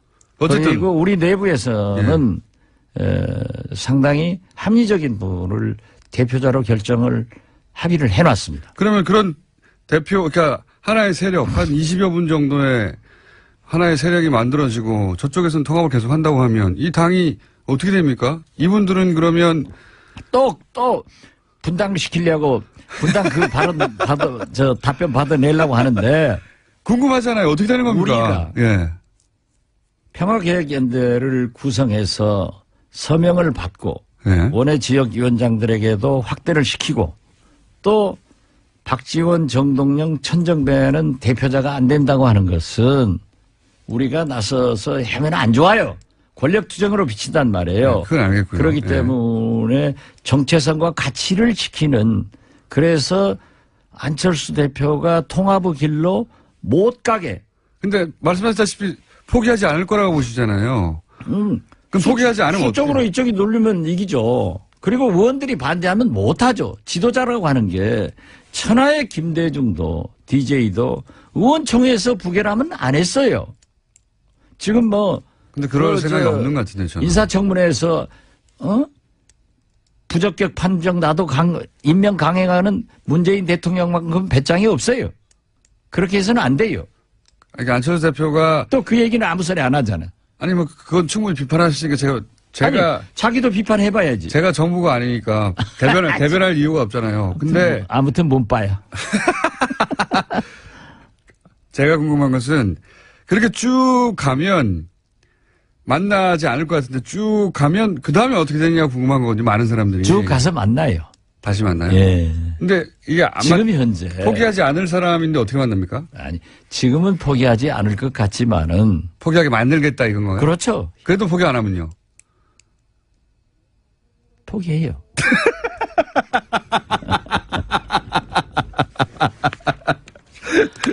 그렇게 질문하니까 불공정하다니까. 아니 다들 그렇게 궁금할 수밖에 없잖아요. 이쪽은 포기 안 할 것 같고 이쪽도 이게 우리가 지금 생각해 보니까 예. 이 바른정당, 한국당, 우리 국민의당이 이 면에서는 정책 연대가 가능할 것 같아. 김어준 공장장 퇴임 촉구 결의안. 퇴임 촉구 결의안. 결의안을 받고 퇴임하지 않겠습니다. 그러면 국민 뜻을 저버리는 거지 뭐. 자, 그 다음이 어떻게 되는지 궁금한데 그 다음은 사실 그 다음은 예. 그 다음이 있는 거예요. 그 다음이 이게 오늘 있는 수능 거죠. 시험 보지만은 1년 내 보는 게 아니잖아요. 예. 그 다음은 뭐 합격자 발표도 있고 대학 진학도 있는데 예. 우리도 거기까지 얘기를 하면은 결론을 내놓고 얘기를 하는 것은 미리 있을 수 말할 없죠. 수는 없다. 그렇죠. 하지만 시나리오는 한 두세 가지 정도 있을 수 있다. 뭐 두세 가지보다 더 많을 수도 있고. 예. 그 중에서 유력한 시나리오도 있고 그런 거죠. 예. 그러나 어떤 경우에도 분당, 분열을 해서는 안 된다 하는 것이 어제 의원들의 전체적 합의예요. 네. 그 세 가지가 서로 충돌하는 거죠. 꼭 통합해야 되겠다. 절대 안 된다. 그렇지만 싸우진 말자. 네. 그렇게 정리를 해야 예. 공정한 진행을 하는 거예요. 예. 오늘 처음으로 하네. 서로 사맞게 아니하는 양립할 수 없는 주장이긴 한데 오늘 여기까지 하고요. 예. 결국은 어떻게 될 건지를 가장 미리 먼저 구체적으로 말씀하실 분은 제가 보기엔 대표님이니까 그거는 그런 그림이 그려지면 직접 이 방송에서 그렇게 얘기할게요. 뭐 방송 끝마치면서 예. 오늘 제발 포항에서 지진 여진 안 나오기 바라고 우리 수능생들이 마음 푹 놓고 시험 잘 보기 바랍니다. 하기야 뭐 수능시험 엉망인 김어준 공장장도 이렇게 잘 사는 걸 보면은 성적이 전부는 아니다. 그렇잖아요. 지금까지 국민의당 박지원 전 대표였습니다. 감사합니다. 감사합니다. 불친절한 AS 박지원 대표 코너명 중에 한 가지 눈에 확 띄는 게 있어서 소개해드리면 박지원의 육아일기.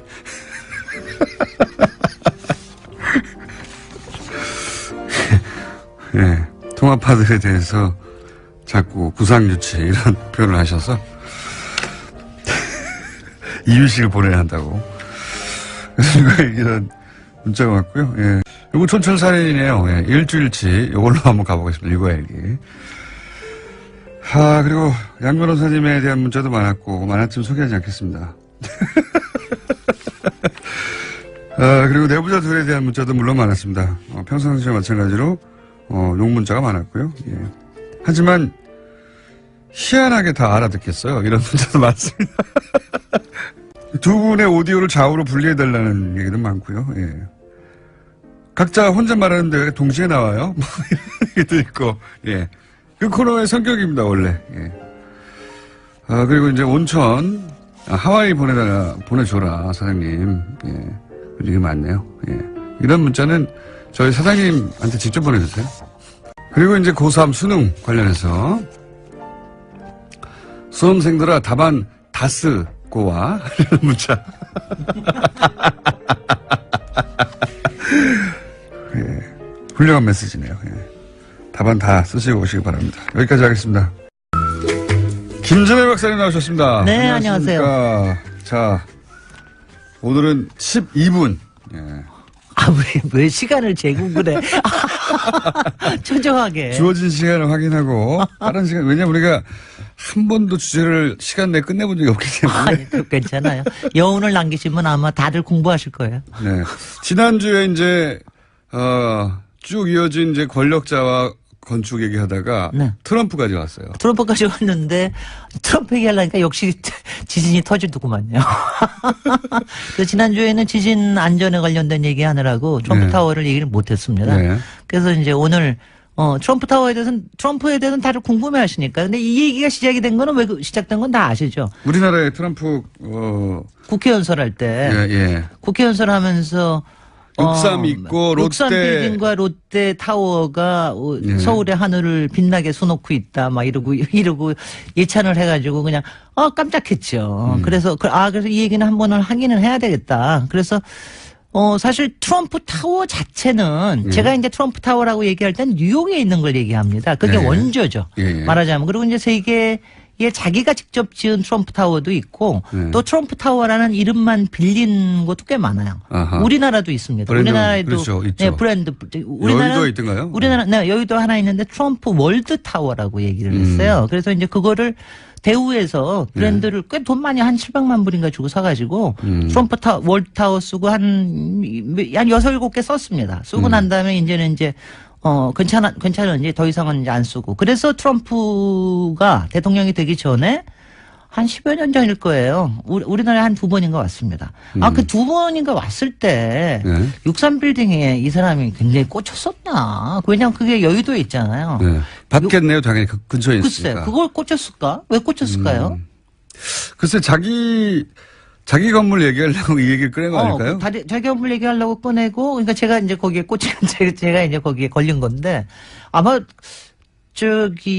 반짝반짝해서 끌리지 않았을까? 저기 63빌딩이요. 금빛을 좋아한다고 금빛을 하니까. 굉장히 좋아해요. 그러니까 트럼프 타워 뉴욕이 예. 왜 그렇게 유명하냐 하면은 뭐 사실 저기 트럼프 대통령 되기 전부터 유명했습니다. 이게 그렇죠. 말하자면은 80년대에 이른바 저기 신자유주의, 예. 그 다음에 또 무슨 세계 자본주의 이런 네. 게 일어나면서 새로운 개발들이 일어났거든요. 네. 그래서 이제 복합 용도 개발이라는 게 일어났는데 그거의 효시 같은 거예요. 말하자면은 그러니까 디벨로퍼로서는 굉장하게 히트 상품의 원조를 만들어낸 겁니다. 그걸로 사실은 그 업계에서 대단히 유명해지고 결국은 이제 연예계까지 진출하게 된 거죠. 그렇습니다. 예. 연예계에 가서 실제로 이 양반이 나중에 후보가 된 것 중에 가장 큰 기여를 한 게 그 어프렌티스라고 하는 예. 유명한 거 있잖아요. You are 서바이벌 fired. 프로그램. 예. You are fired라고 하는 맨날 그 얘기하는 거로 그게 이 건물 안에서 찍었다고 그렇죠. 합니다. 그 직원들을 뽑는 과정을 서바이벌 프로그램을 만들어서. 그러면서 하는, 이제 예. 자기 건물도 팔고 자기의 성공을 팔고 네. 뭐 이제 이런 건데 일단 트럼프 가보셨어요? 트럼프 타워 들어가 보진 않고 앞에는 가봤습니다. 앞에 가시면 안 돼. 들어가 봐야 돼. 거기는 앞에 가면은 그럴 만큼 매력은 없습니다. 매력이 저한테는. 없어요. 예. 그러니까 매력이 없는 걸 보기 위해서 가야 돼. 아니, 왜냐면 저는 예. 그걸 오픈한 다음에 얼마 안 있다가 갔는데, 왜냐면 하도 유명하니까 예. 갔는데, 저는 뭐 굉장히 악연이 있죠. 저 거기서 저 가방, 쓰리 맞았어요. 전문 용어 쓰리. 사람이 와 하도 많아가지고 제가 잠깐 가방 놓은 곳 사이 몇 초 한 3초 사이에 가방 가져가 버렸어요. 그래서 제가 한국에 귀국하기 전에 다행히 여권을 안 잊어먹었는데 홀라당 다 잊어버렸습니다. 그래서 제가 아주 이를 갈고 원래 이런 데가 다 있나. 전문가들은 네. 그렇게 사람이 옆에 있을 때 가져갑니다. 그럽니다. 그렇다고 그럽니다. 근데 나중에 얘기를 왜냐하면 하니까 귀중한 걸 옆에 두거든요. 바로 그거예요. 예. 그러니까 제가 이제 거기를 가게 된 거는 하도 유명하고 그러니까 한 번은 보여줘야 되겠다. 그래가지고 갔는데 정말 들어가면 트럼프 타워에 이게 이제 일단 팩트부터 58층이에요. 한 202m. 63빌딩보다 약간 작습니다. 네. 지금 뭐 미국에서도 꽤 높은 건물 중에 하나고 그리고 바깥은 이제 조금 시커먼 조금 시커먼 색으로 되어 있는데 안에 들어가면은 소위 우리말로 하면 이것도 전문 용어인지는 모르겠는데 삐까번쩍하다는 말이 있잖아요. 그 정도야 그러니까 들어가면은 예. 완전히 삐까번쩍합니다. 그러니까 안에는 다 브레스를 노쇠를 써가지고 번쩍합니다. 한 트럼프 5층까지가 대통령이 이렇게 번쩍인 걸 좋아한다고 번쩍이는 하잖아요. 좋아. 예. 원래 바로 그게 63빌딩의 고울드가 자기가 원하는 그 건물의 색깔이었어요. 워낙은. 그게 안 나왔구나. 그게 허가가 안 났습니다. 그래서 대신에 네. 실내에다가 완전히 5층까지가 이제 이른바 애트리움으로 만들어가지고 거기에 네. 굉장히 유명한 고급 상품들이 거기 다 들어와 있는데. 삐까는 거기를- 일본어라고 합니다. 삐까가 그러냐. 예. 번쩍번쩍합니다. 예. 하여튼간에. 그래서 보면은 일본어 그래요. 써도 돼요, 근데. 근데 거의 우리말화 된 것 같은 그런 생각이 들고요. 네. 나중에 그 트럼프 타워 그 맨 위에 펜트하우스에 살았잖아요. 예. 한 3계층을 펜트하우스 살고 멜라니아 여사도 대통령 되고 난 다음에 또 백악관에 앉으라고 거기 살았는데 거기를 또 인테리어를 나중에 자기가 바꿔요. 그거는 사진 나와 있으니까 구글 한번 해보십시오. 그거는 그야말로 대리석과 골드의 그냥 합성입니다. 완전히 정말 하여튼 골드를 무지 좋아하는 사람. 그거는 정신분석 하는 분들이 네. 그 항상 맨 앞에 거론하는 말들 중에 하나입니다. 네. 번쩍이는 거. 화려한 걸 좋아한다. 번쩍이는 걸 굉장히 좋아하는 그런 네. 타입. 그러니까 실제로 이렇게 번쩍이는 거 좋아하는 게 대중한테는 맥힌 겁니다. 실제로. 그리고 네. 뭐 테레비 프로그램에서 맥히고. 근데 이거를 제가 건축적으로 얘기할 수도 없고 랜드마크로 얘기할 수도 없고 이거가 궁금해 하실 것 같아서 제가 가져왔어요. 제가 이제 이걸 요번에 보면서 여러분들이 한번 궁금해한 거, 불법은 없었을까? 트럼프 타워요? 트럼프 타워에?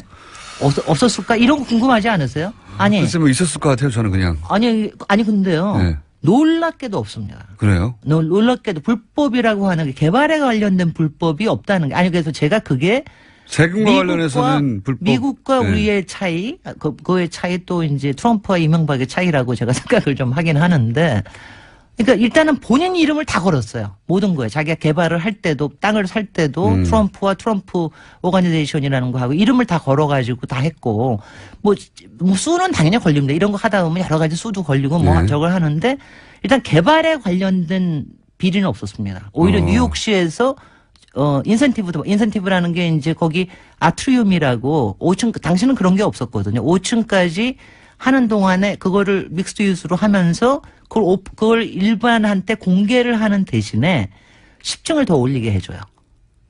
이런 건 많이 하지 않습니까? 그걸 뭐 인센티브라고 그러는데 그거를 받기도 하고 그래서 그것도 잘했어요. 주상복합의 원조와 같은. 주상복합 조금 더 고급스러운 주상복합 그리고 네. 여기도 이제 주상복합의 원조 그다음에 남해동 가지고 원래 개발이라는 게 남해 땅에 남해동 가지고 하는 거예요. 그러니까 개발 아닙니까? 그러니까 대단한 디벨로퍼로서의 상징이 된 겁니다. 맞습니다. 그리고 또 네. 그리고 또 그걸로 하나는 유명해졌어요. 미국에서. 그걸로 굉장히 왜냐하면 이게 80년 제가 보면은 80년대에 새롭게 등장하는 부동산 도시개발에 관련된 거의 원조격이에요. 수관가로 굉장히 유명해졌습니다. 그러니까 건물이 근데 유명해졌다기보다는. 건물은 뭐 저기 네. 미학적으로도 도시적으로도 별로입니다. 네.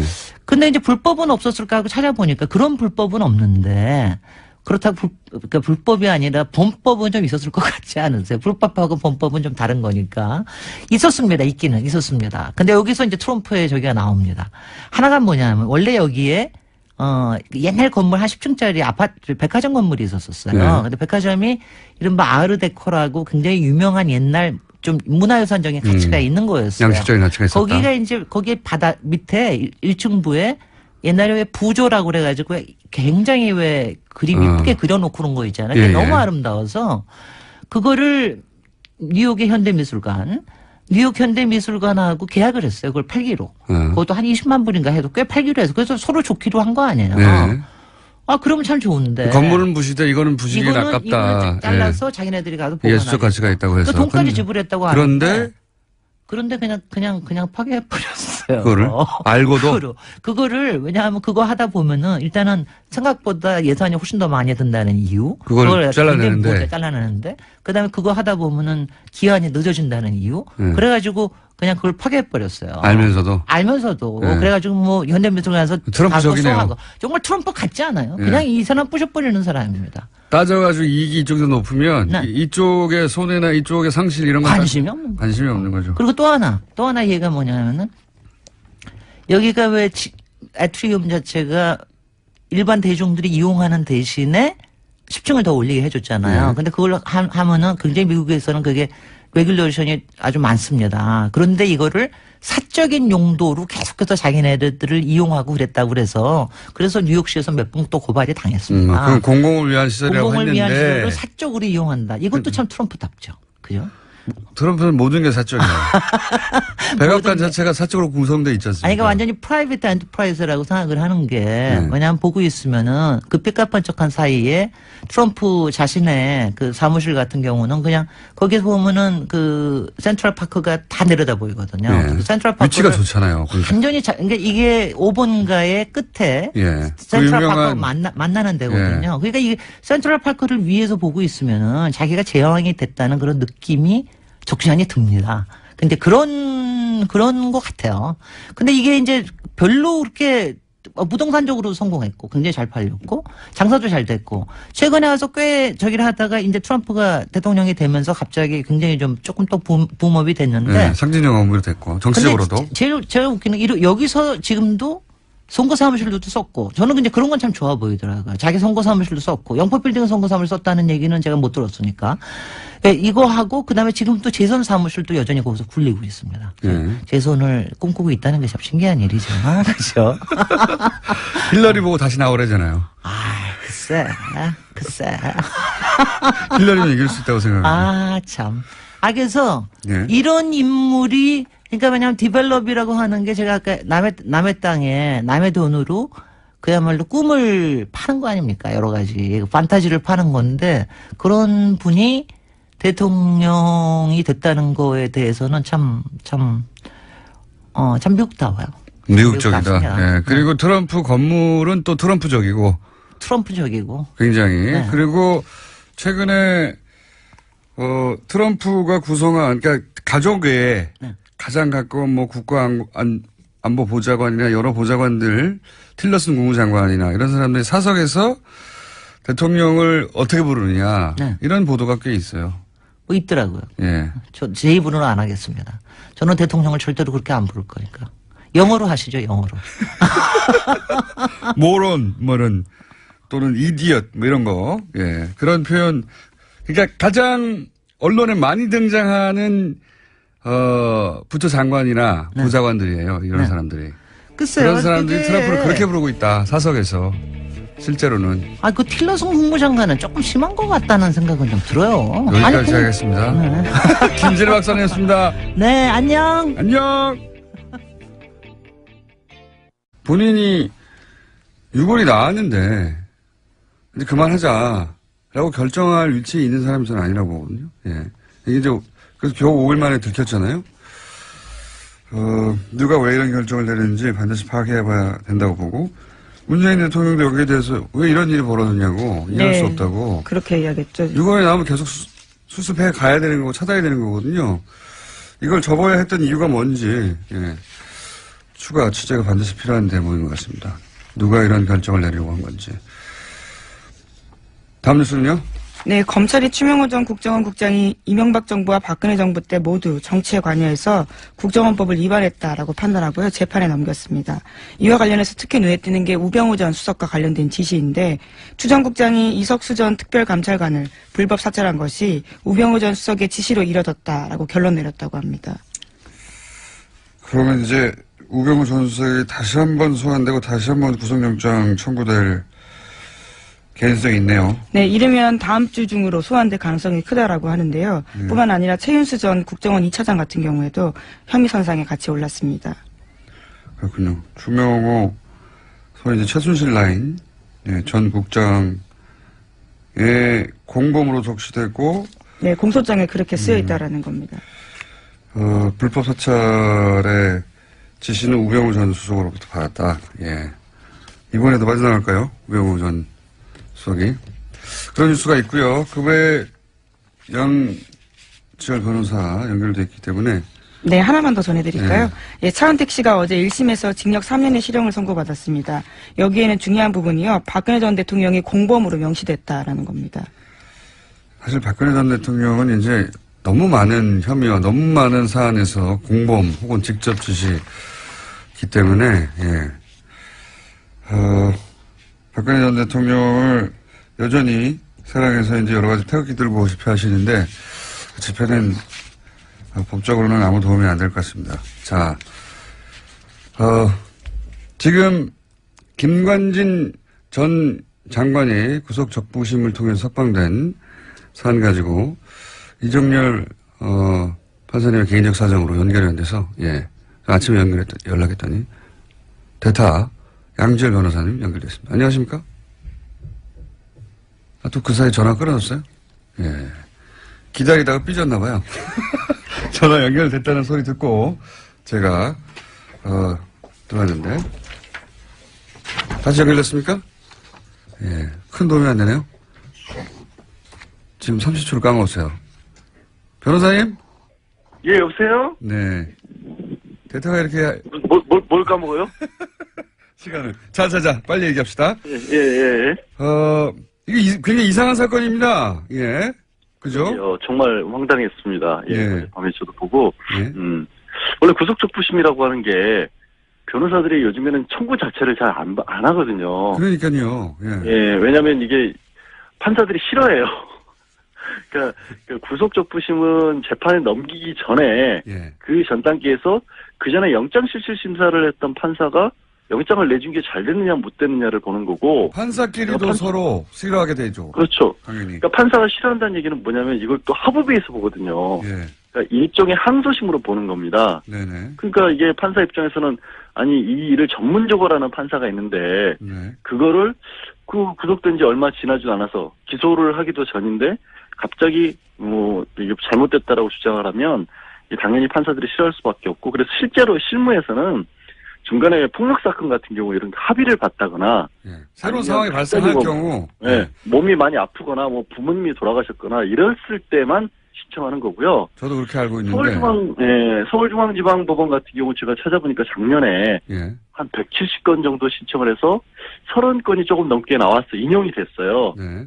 실제 인용률만 놓고 보면 20%인데 문제는 작년에 서울중앙지방법원에서 처리한 1심 사건이 한 5천 건이 넘어요. 예. 그러니까 전체 사건 대비로 봤었을 때 이렇게까지 나오는 거는 5천 건 중에 33건이니까 예. 몇 퍼센트니까 정말 계산을 미리 하셨어야죠. 거죠. 예. 계산을 제가 산수는 약해요. 근데 이제 1%도 안 된다. 예. 그거의 문제는 대부분 그 비율이 말씀드린 것처럼 합의를 받거나 이런 사정 변경이 있었을 때지 아무 사정 변경이 없었고 김관진 전 장관이 갑자기 부모님이 돌아가실 때는 없잖아요. 그 연세. 이게 이건 말하자면 법리 10일 만에 법리 판단을 새로 했다는 거거든요. 아무것도 없는 거, 아무 변경 사항도 없는데. 그렇죠. 갑자기 도주율이나 증거인멸 우려가 없다라고 갑자기 법원이 본 거예요. 보통 이럴 경우 변호사가 그거 해봐야 소용이 없습니다. 라고 하거나. 실제로 소용없다고 하는 정도가 아니라 예. 그러니까 양형사유에서 나중에 법원에 이른바 궤심죄에 걸릴 수 있으니까 예. 하지 말라고 합니다. 게다가 말려요. 그래서 이 적폐 관련 수사 작년부터 시작해서 저 김경수 교수가 질병 이를 이유로 그렇죠. 한번 청구한 이후로는 처음이에요. 처음. 고영태 씨는 체포 적부 심사를 청구를 했다가 기각됐어요. 예, 그건 다른 이야기고 구속 적부. 예, 하여튼 구속 적부심에 체포 구속 적부심을 넓게 크게 하나로 보니까 그 2건밖에 없는데 기각됐고 또 이 사건은 그러니까 그때는 암이었을 때도 기각됐거든요.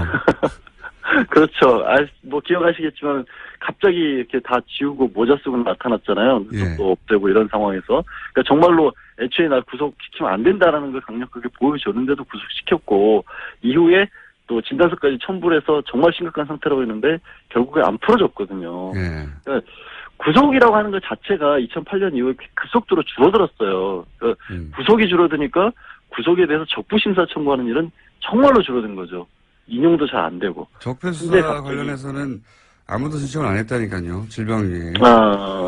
아니 안 할 수밖에 없는 게 밑에 지금 김관진 전 장관 같은 경우에는 그때 국방부 장관 했을 때 부하직원은 실형까지 받았거든요. 벌써. 그거를 그리고 내가 지휘를 했노라는 걸 본인이 인정을 한 상황인데. 대통령이 그래서 그래서 그 위에 지금 얘기한 것처럼 이명박 전 대통령이 지시를 받고 있다는 얘기까지 했기 때문에 그러면 상식적으로 이명박 전 대통령 수사와도 직결되는 문제인데 그거를 갑자기 아무 특별한 사정 변경도 없이 구속 사유가 없어졌다고 보는 거는 정말 이해하기 어렵죠. 저는 지금까지 쭉 이야기한 대로 청구 자체가 이상하고 그래서 이거 이미 신청할 때 인용될 줄 알았나? 이렇게 생각이 들 만큼 이상한 일이다. 저는 바보 됐어요. 절대 그럴 일 없다고. 기자분들이 여러 번 전화를 했었는데 절대 그럴 일 없다고. 그러니까요. 저도 그렇게 알고 있었는데 더 깊이는 양 변호사님께서 대답할 수준이 안 되기 때문에 아니 새벽에 지금 전화 걸어서 뭐 하는 짓입니까 이게. 판사를 안 해보셨기 때문에 기본적인 사항은 충분히 저희가 이해했습니다. 저도 그렇게 생각하고요. 예. 네. 알겠습니다. 네, 대타 고생하셨고요. 스튜디오에서 꼭 뵙겠습니다. 감사합니다. 네, 고맙습니다. 자, 오늘은 위가 많습니다. 빠르 이어가지고 또 짧게, 그것마저 알려주면 리얼미터 권순정 조사 분석실장 나오셨습니다. 안녕하십니까. 네. 빨리빨리 가죠? 네네. 숫자 딱딱딱. 네, 대통령 지지율이 다시 올랐습니다. 1.5%포인트 오른 73.1%고요. 부정평가는 22.3%입니다. 60대 이상 TK 보수층에서 상당히 많이 올랐어요. 60대 이상 TK 같은 경우는 50%대였는데 60%대 올랐고요. 그 보수층 같은 경우는 이제 북핵 이후에 상당히 많이 빠지면서 부정평가하고 긍정평가가 많이 떨어졌는데 지금 초박빙으로 좁혀졌습니다. 그래서 전반적으로 봤을 때 지난 한 주 지나면서 구여권 지지층이 재결집 조짐을 보이고 있다. 그렇게 봐야 될 것 같습니다. 일간으로 봐도 71.5, 73.3, 72.8 이렇게 올 하수 이렇게 변했습니다. 저는 이제 최근 6개월, 7개월간의 문재인 대통령 지지율을 보면서 다들 이제 6개월 정도 지나면 꺾이게 될 것이고 또 뭐 여러 가지 사안들 나오면 주저앉게 될 것이고 이때까지 이제 대통령들의 지지율이라는 게 그랬으니까요. 다른 나라도 그렇고 보통. 근데 이렇게 계속 회복해가는 걸 보면은 지지율이 과연 떨어지겠는가 60% 이하로. 그런 생각이 들 정도로 굉장히 고탄력입니다. 사실상 모든 정부에서 이렇게 하방 경직성, 상승 경직성이 있으면 계속 떨어지기 마련이거든요. 그 라인을 봐도 이전 정부에도 계속 그래 왔습니다. 아니면 전 세계적으로 그렇잖아요. 그렇죠. 예. 지나면 지날수록 사실 피로감도 생기고. 네네.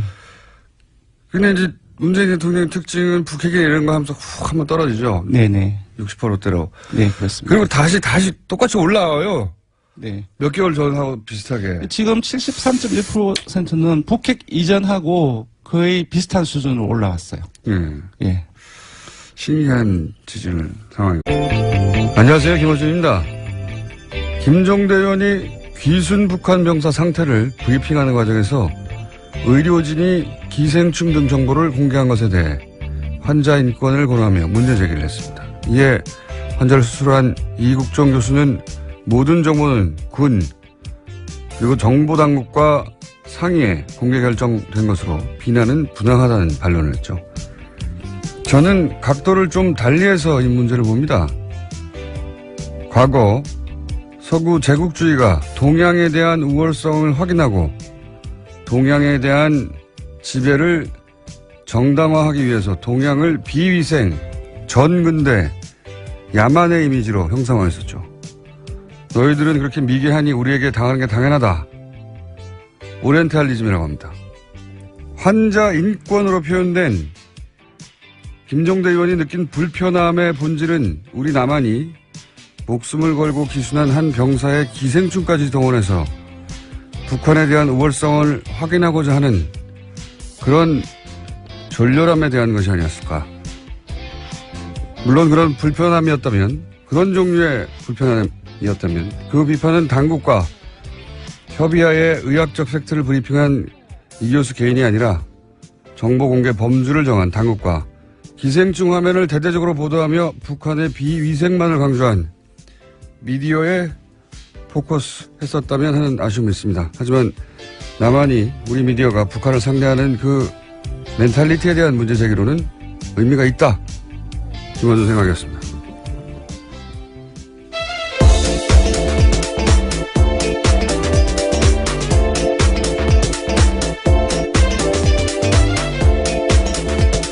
시사인의 김은지입니다. 네. 이게 이렇게까지 큰 논란이 될 줄은. 네, 계속해서 실시간 검색 순위에 네. 있던데요. 여기 잠깐만 하자면, 왜냐면 굉장히 예리하기 때문에 제가. 시간이 별로 없다고 하셨던 것 같은데요. 네, 이거 하다 끝내면 되죠. 네, 잠깐요. 네. 김종대 의원의 문제 제기가 이게 빛을 발하지 못한 이유는 프레임을 너무 좁게 잡았기 때문에 제가 보기에는 뭐냐면 환자 인권만으로 프레임을 잡았잖아요. 그러니까 의사가 직접 타겟이 되어버리는 건데 이렇게 생각해 보면 만약에 이런 정치적 상황을 완전히 배제하고 의학적으로만 동일한 상황이다. 그러니까 남한의 병사가 그 구역에서 똑같은 총격을 당해가지고 사경을 헤매는데 수술 과정에서 회복을 지연시키는 회충이 발견됐다. 이런 똑같은 상황을 남한 병사로 생각해봐요. 근데 우리 군 당국이나 정보 당국이 자, 회충을 공개합시다 했을 것인가? 저는 안 했을 거라고 봅니다. 그리고 미디어가 그걸 크게 종편에서 기생충 화면을 집중적으로 띄웠을 것인가? 저는 안 했을 거라고 봅니다. 만약에 그렇게 했으면 그 남한 병사 그러면 향후 사회생활 어떻게 하라고 하냐, 이런 인권 문제나 사생활 보호 문제 당연히 나왔겠죠. 그러니까 그런 측면에서 인권을 이제 얘기한 거예요. 그렇게 생각하면 기생충 화면을 대문짝만하게 보도한 종편이나 보수매체의 졸렬한 의도나 제가 얘기한 그런 멘탈리티 문제가 있다. 그런 차원에서 지적의 의미가 있는데 이게 문제는 뭐냐면 이 사건은 그렇게 단순히 의학적인 케이스가 아니다. 여기에 북핵으로 대치하는 상황에서 기순한 북한 병사. 총격당해서 위독한 북한 병사를 살려내는 남한의 의술. 게다가 평판이 아주 높은 의사. 여기에 이제 남한보다 굉장히 열등하다고 비위생적인 북한을 알리기 좋은 기생충이라는 소재의 등장. 그걸 놓치지 않고 막 화면에 뿌려대는 종편. 보수매체 이런 복합적 요소가 다 중첩되어 있거든요. 근데 그걸 단순히 환자 인권이라는 프레임으로 이걸 다 도파할 수가 없다 도저히. 네. 게다가 그 상대는 평판이 높은 의사인데 대중이 설득이 안 되는 거죠. 프레임을 너무 좋게 잡았다는 건 그런 의미다. 저한테 문의를 하시기 바랍니다. 김종대 의원님은. 자, 첫 번째 뉴스는 뭡니까? 네, 구속된 김관진 전 장관이 풀려났습니다. 어제 법원에서 열린 구속 적부심사에서 석방이 결정된 건데요. 구속 적부심은 피해자가 구속된 이후에 구속의 적법성과 필요성 등을 법원이 다시 판단하는 제도입니다. 댓글 부대 관련 혐의로 구속된 지 11일 만에 그러니까 풀려나게 된 건데요. 관련한 판단을 한 법원 같은 경우에는 위법한 지시 및 공모 여부에 대한 소명의 정도, 변소 내용 등에 비춰볼 때 범죄 성립 여부에 대한 다툼의 여지가 있다라고 판단했습니다. 뿐만 아니라 김관진 전 장관의 주거가 일정하고 도주 우려나 증거인멸의 염려가 없다라고 판단했습니다. 이정열 저희 영장 해설 판사님이 나오실 찬스인데 오늘 수능 예. 학부모신가요? 예, 하필 자녀 수능이라 저는 운전 중입니다. 그래서 그렇다고 우리가 이게 포기할 수 없잖아요. 네, 방송을 듣고 계실 수도 있겠네요. 대타 있습니다. 양지열 변호사라고. 예, 대단히 부족하지만 잠시 후에 요소를 또 해설하기 위해서 대타 양변을 연결할 예정입니다.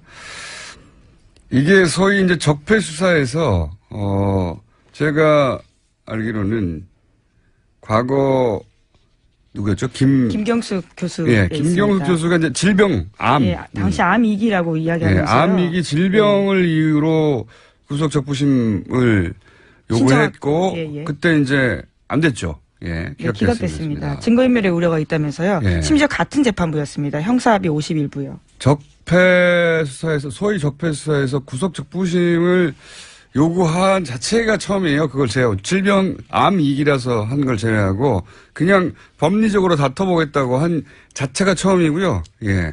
석방된 것도 당연히 그러면 처음이죠.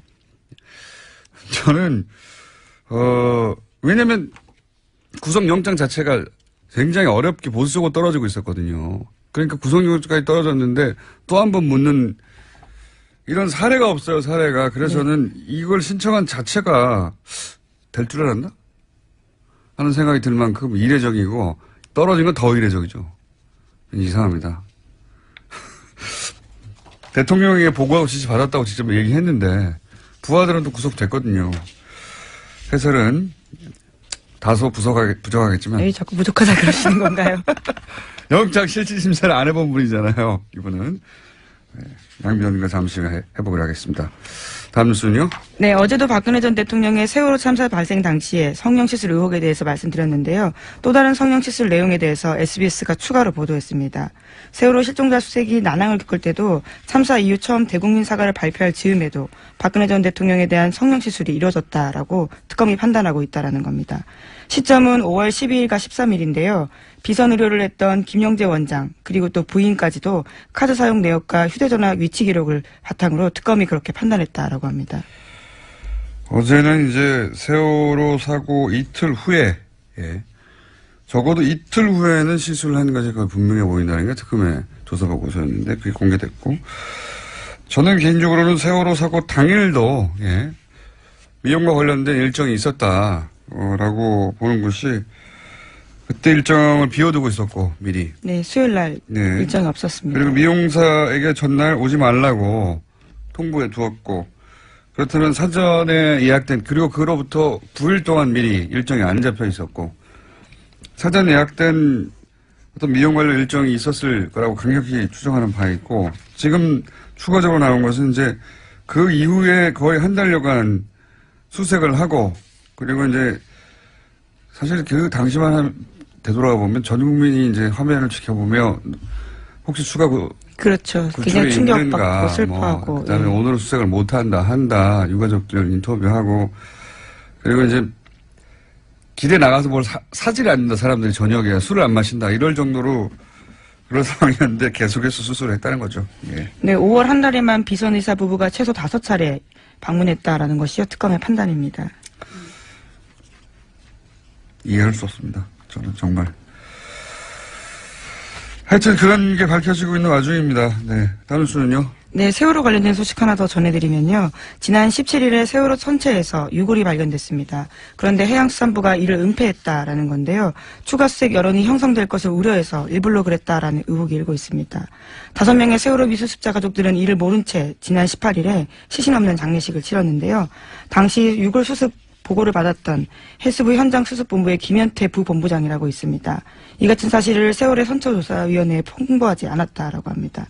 그러면서 현장에서요. 자신이 책임질 테니 유골 수습 사실을 누구에게도 알리지 말라라고 지시했다고 합니다. 그러니까 이제 이 미수습 가족들하고 여기서 그칩시다. 여기까지만 합시다라고 다 얘기돼 있는데 또 유골이 나오니까 그럼 연장하게 될까봐 이 사실을 숨겼다는 거잖아요. 저는 이게 현장의 부본부장 정도가 내릴 수 있는 결정이 아니라고 봅니다. 예. 누가 이 결정을 내리는지 파악을 해야 된다고 생각이 들고요. 어쨌든 돌아왔고요. 예. 네네. 정당으로 넘어가면 이번 주 주목할 것은 국민의당이 최저 지지율을 경신했습니다. 자유한국당이 계속 조금씩 상승하다가 18, 9%까지 올랐거든요. 근데 16.7%로 1.6%포인트 하락했습니다. 그래서 이 부분이 좀 주목해서 봐야 할 부분이고요. 민주당 같은 경우는 0.5%포인트 상승해서 51.8%, 여전히 2주째 상승세입니다. 역시 대통령처럼 60대 이상에서 상당히 많이 올라가지고 계속 이전에는 한국당이 뒤졌거든요. 근데 뒤집었습니다. 그리고 국민의당으로 넘어가면 60대에서요? 네, 맞습니다. 네, 국민의당으로 넘어가면 지난주에 4.9%를 기록해서 최저 지지율 동률을 기록했거든요. 근데 0.5% 더 하락해서 4.4%로 떨어졌습니다. 특히 월요일 일간 집계에서는 그러니까 이른바 끝장 토론 하루 전이었죠. 3.8%로 떨어져서 창당 이후 일간 집계로 3%대로 떨어진 건 처음입니다. 3%대는 보통 잘못 누른 거거든요. 근데 이제 일간 지지율에, 이거는 얘기를 하면 안 되겠네요. 500명 지지율은 저희들을 따로 보는데, 그거보다 더 떨어졌습니다. 정의당. 지지율이 아예 안 나온다고, 거의. 왜냐면 이게, 독도는, 일본 땅입니까? 한국 땅입니까? 일본 땅이 좀 울었을 때, 일본 땅이라고 잘못 누르는 비율이 이 정도 좀. 예, 이 조사가 1,500명 조사에서 오차 범위가 2.5%포인트거든요. 플러스 마이너스.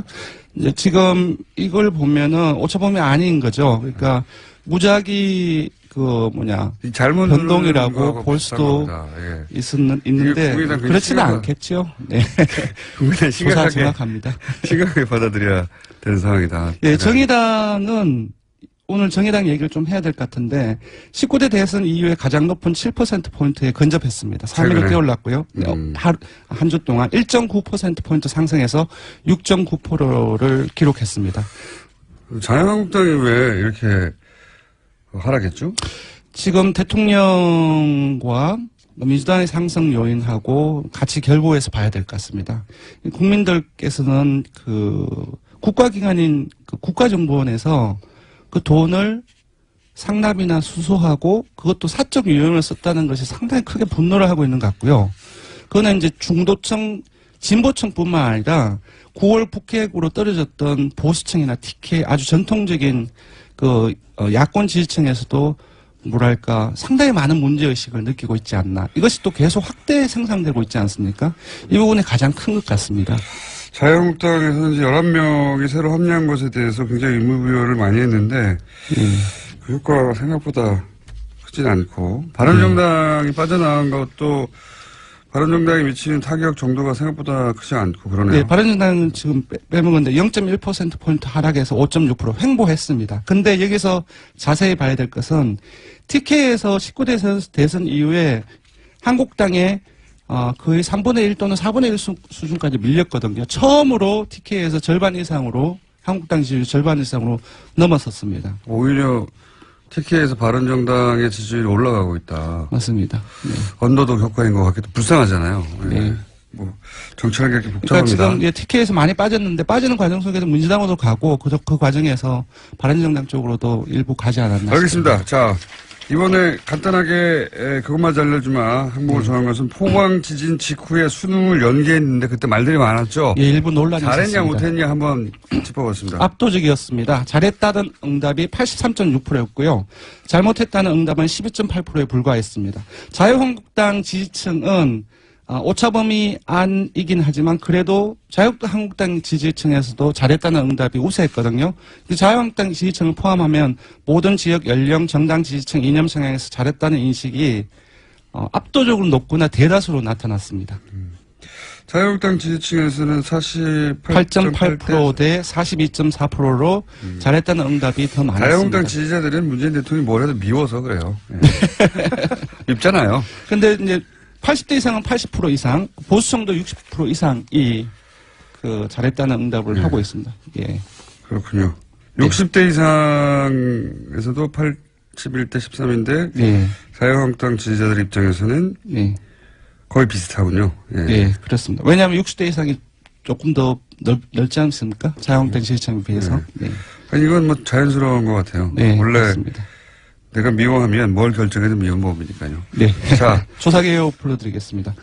예, 이번 주중 조사는 TBS 의뢰로 이번 주 월요일부터 수요일까지 전국 19세 이상 성인 1,515명